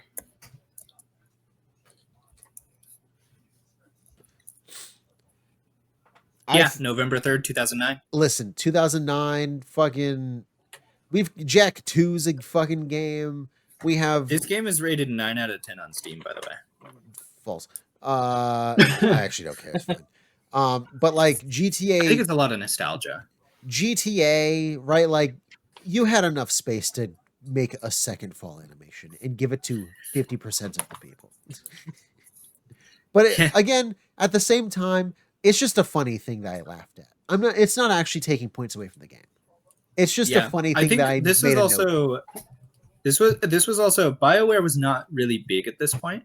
Fun little history thing with Dragon Age Origins is that Dragon Age Origins was made because BioWare lost the rights to Baldur's Gate 3 that they were currently making. So they switched to making Dragon Age. Did they do Baldur's Gate 2? Instead. Yeah, they did Baldur's Gates 1 and 2. Okay. And then they were going to do 3. And the name of the world of Dragon Age, Thedas, literally is just the Dragon Age setting. This game was a little rushed from what I heard towards the end of development. So it was originally going to be Dungeons and Dragons game. Okay. If that puts into context some of the way that things work. What for me it puts into context just how long it took them to do fucking Baldur's Gate 3. Yeah, Baldur's Gate 3 has technically been a thing that was supposed to be out like in 2009. So you could effectively say that Baldur's Gate 3 is what, like almost 20 years late. Yeah. It's In like a 15 years way, late. in a weird way, we have 2 different Baldur's Gates. It's this and the actual one. Like this gives you an idea of like if Baldur's Gate 3 was released close to the other 2, it would have looked a lot like Dragon Age. Yes. But Dragon Age being its own thing is actually something I kind of love. I like Dragon Age as an IP. As you could tell from my brain rotting, I like Dragon Age. So, me in the finals. you know. Huh? Me in the finals. Fuck the Yeah, sun. I like Fantasy. Fantasy was great growing up, and it's great now. Yeah, People talk about like diminishing in quality sometimes. I think it's just their personal bias because honestly, I think Fantasy has gotten better since I was a kid. Fantasy is a hit and miss thing for me. It's like my big thing is I've always been more into cyberpunk or post-apocalypse. So you would have Fantasy been is in like, the if you were middle. to talk about like a Bethesda games, you would be more of a Fallout guy Yes. than an Elder Scrolls Let me put it guy. this way. Yeah. I have beaten Fallouts. I have not beaten Skyrim. Yeah. Um, And that's fair. I mean, people like what they like. yeah. Fantasy itself is more in the middle. Like was off the podcast, but I was talking to you how like anime visuals to this point is like the game or whatever it is, the movie, the anime, the show, whatever, has to do a lot of work to draw me in to get over the fact that it's an anime because I've seen a lot of bad anime. You know? Yeah. Like it's almost like And you tell me it's an anime and I'm going to immediately have a bad take on it immediately. I'm going to assume the worst. Fantasy is in the middle. It does not sway me either way. It is like, oh, it's a fantasy game. Cool. You know? So it's like I I'm not immediately assuming the worst, but it's also there's some I like. There's a lot I don't also though. So it's like I have to go into every one with open eyes, be like, is this one I like? No. Okay. That's fine. Skyrim not for me. Fair enough. Yeah, it's mostly I liked this game for the most part. I know earlier I said it was bad. That was a joke. It's just like you said, the writing, it's not straight up terrible. It's pretty unsubtle. It's pretty unimaginative in a lot of ways. But I think a lot of that comes with its like constraints. Yeah, but at the same time, none of it is so bad that I have to give it a bad rating. Like I said, this game was good enough that it's made me more willing to try even other CRPGs. Even Mhm. I am more open to trying other Dragon Ages. So I think, it's done its job, and it hasn't made me a fan or anything. But Do we rate it's out of leading 10? leading me. I Yes, think it is. Mm-hmm. I am going to rate this a 7 out of 10, personally. 7. Are we starting with a blank slate, or are we still? I'm starting with a blank slate, personally. Well, I mean, I like, think so I'm he's not comparing talking it to the about other like games. the list we had going. Oh, Right. I was like, I'm not comparing it to the other games. This is a Is what I new meant by season. If that. you wanted to treat it as a new thing completely, you can. okay. Because when I do the math of like it automatically populates, every season has its own rating even. So if you just want to treat this as a reset, this is now like if you rate this as a 5, this is your medium, you know, that kind of thing. You can do that. That's what I'm going to treat it as.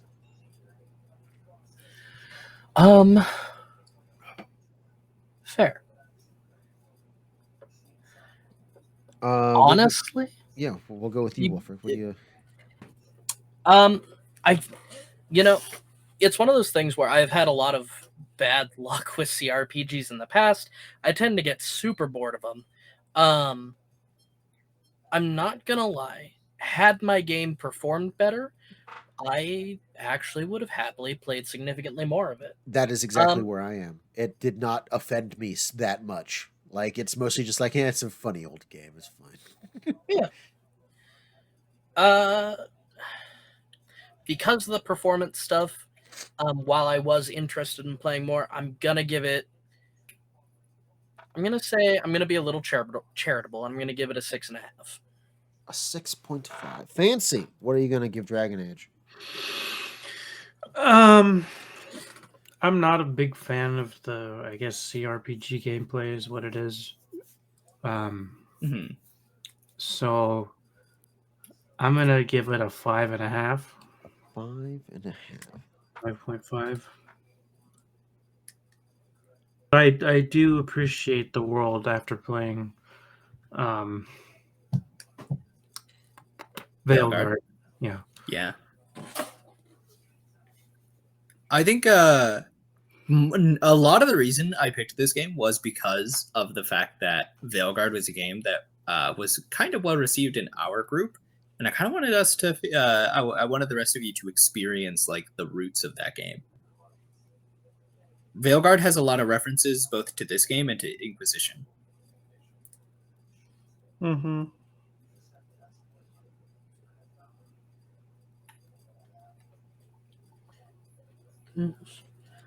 What are you rating it, Dusty? I'm currently fighting Excel. Sorry, just a second.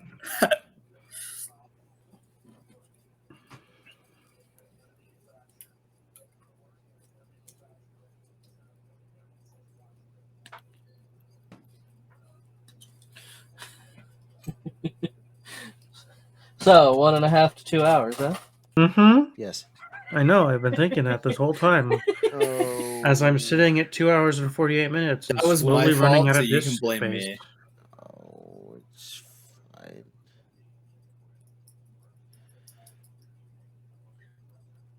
Let's see. See. 27.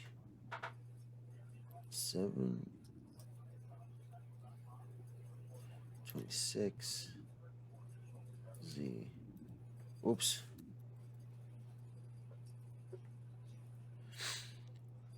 I'm going to give this Excel. What are you doing? Excel, what are you doing? Excel, what are you doing? The funniest thing is it's Excel. It's like a math-based system, so it's probably user error. Oh, it absolutely 9 times is. out of 10. I'm just confused what's happening. I think I'm going to give this a 6. It's one of those things where this is like the video game version, if not even worse than a movie I like, Premium Rush, where it's not a good movie. It's not good. It's not terrible though. And I mostly like it because I can see what they were going for, and I like its ideas. Execution, especially as it's aged and as bit rot and program failure has taken it. It's just gotten worse. But I can like Wulfryk was saying, I didn't hate my time with it. If it did run, I would have put more time into it. This isn't a thing where I was the only one who probably managed to actually put 10 hours into the game. Yeah. Let me see. Well, I got to like my 4 numbers hours, would be I think. skewed.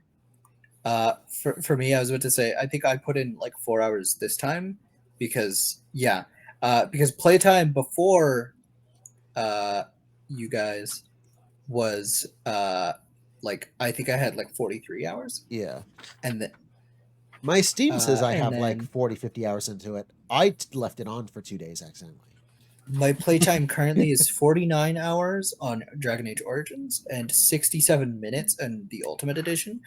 Reason for that is I had to downgrade from the Ultimate Edition because the Ultimate Edition was crashing too much.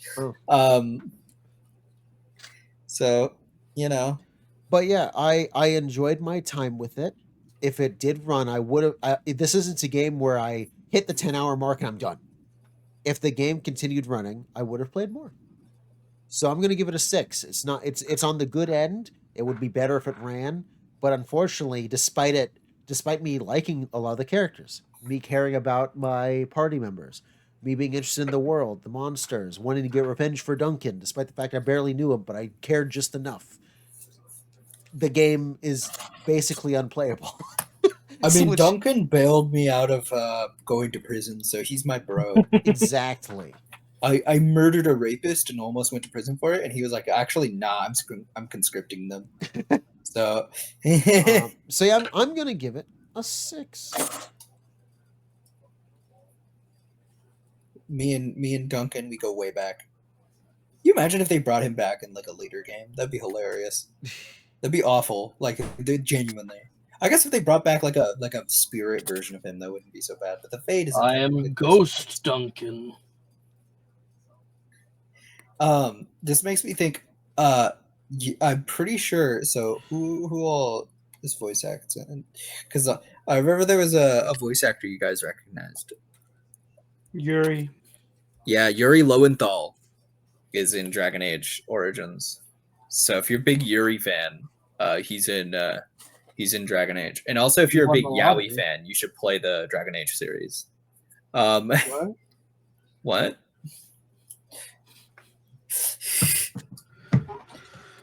But it makes me think. I love when I recognize voice actors, especially like when I was a child, playing through Oblivion for the first time. There was no way I was not immediately recognizing Patrick Stewart as the Emperor, and then later on Sean Bean as Martin Septim. Like even like child me was like, hold the fuck on. I've heard these voices. Bean. Yes, Scene Bean.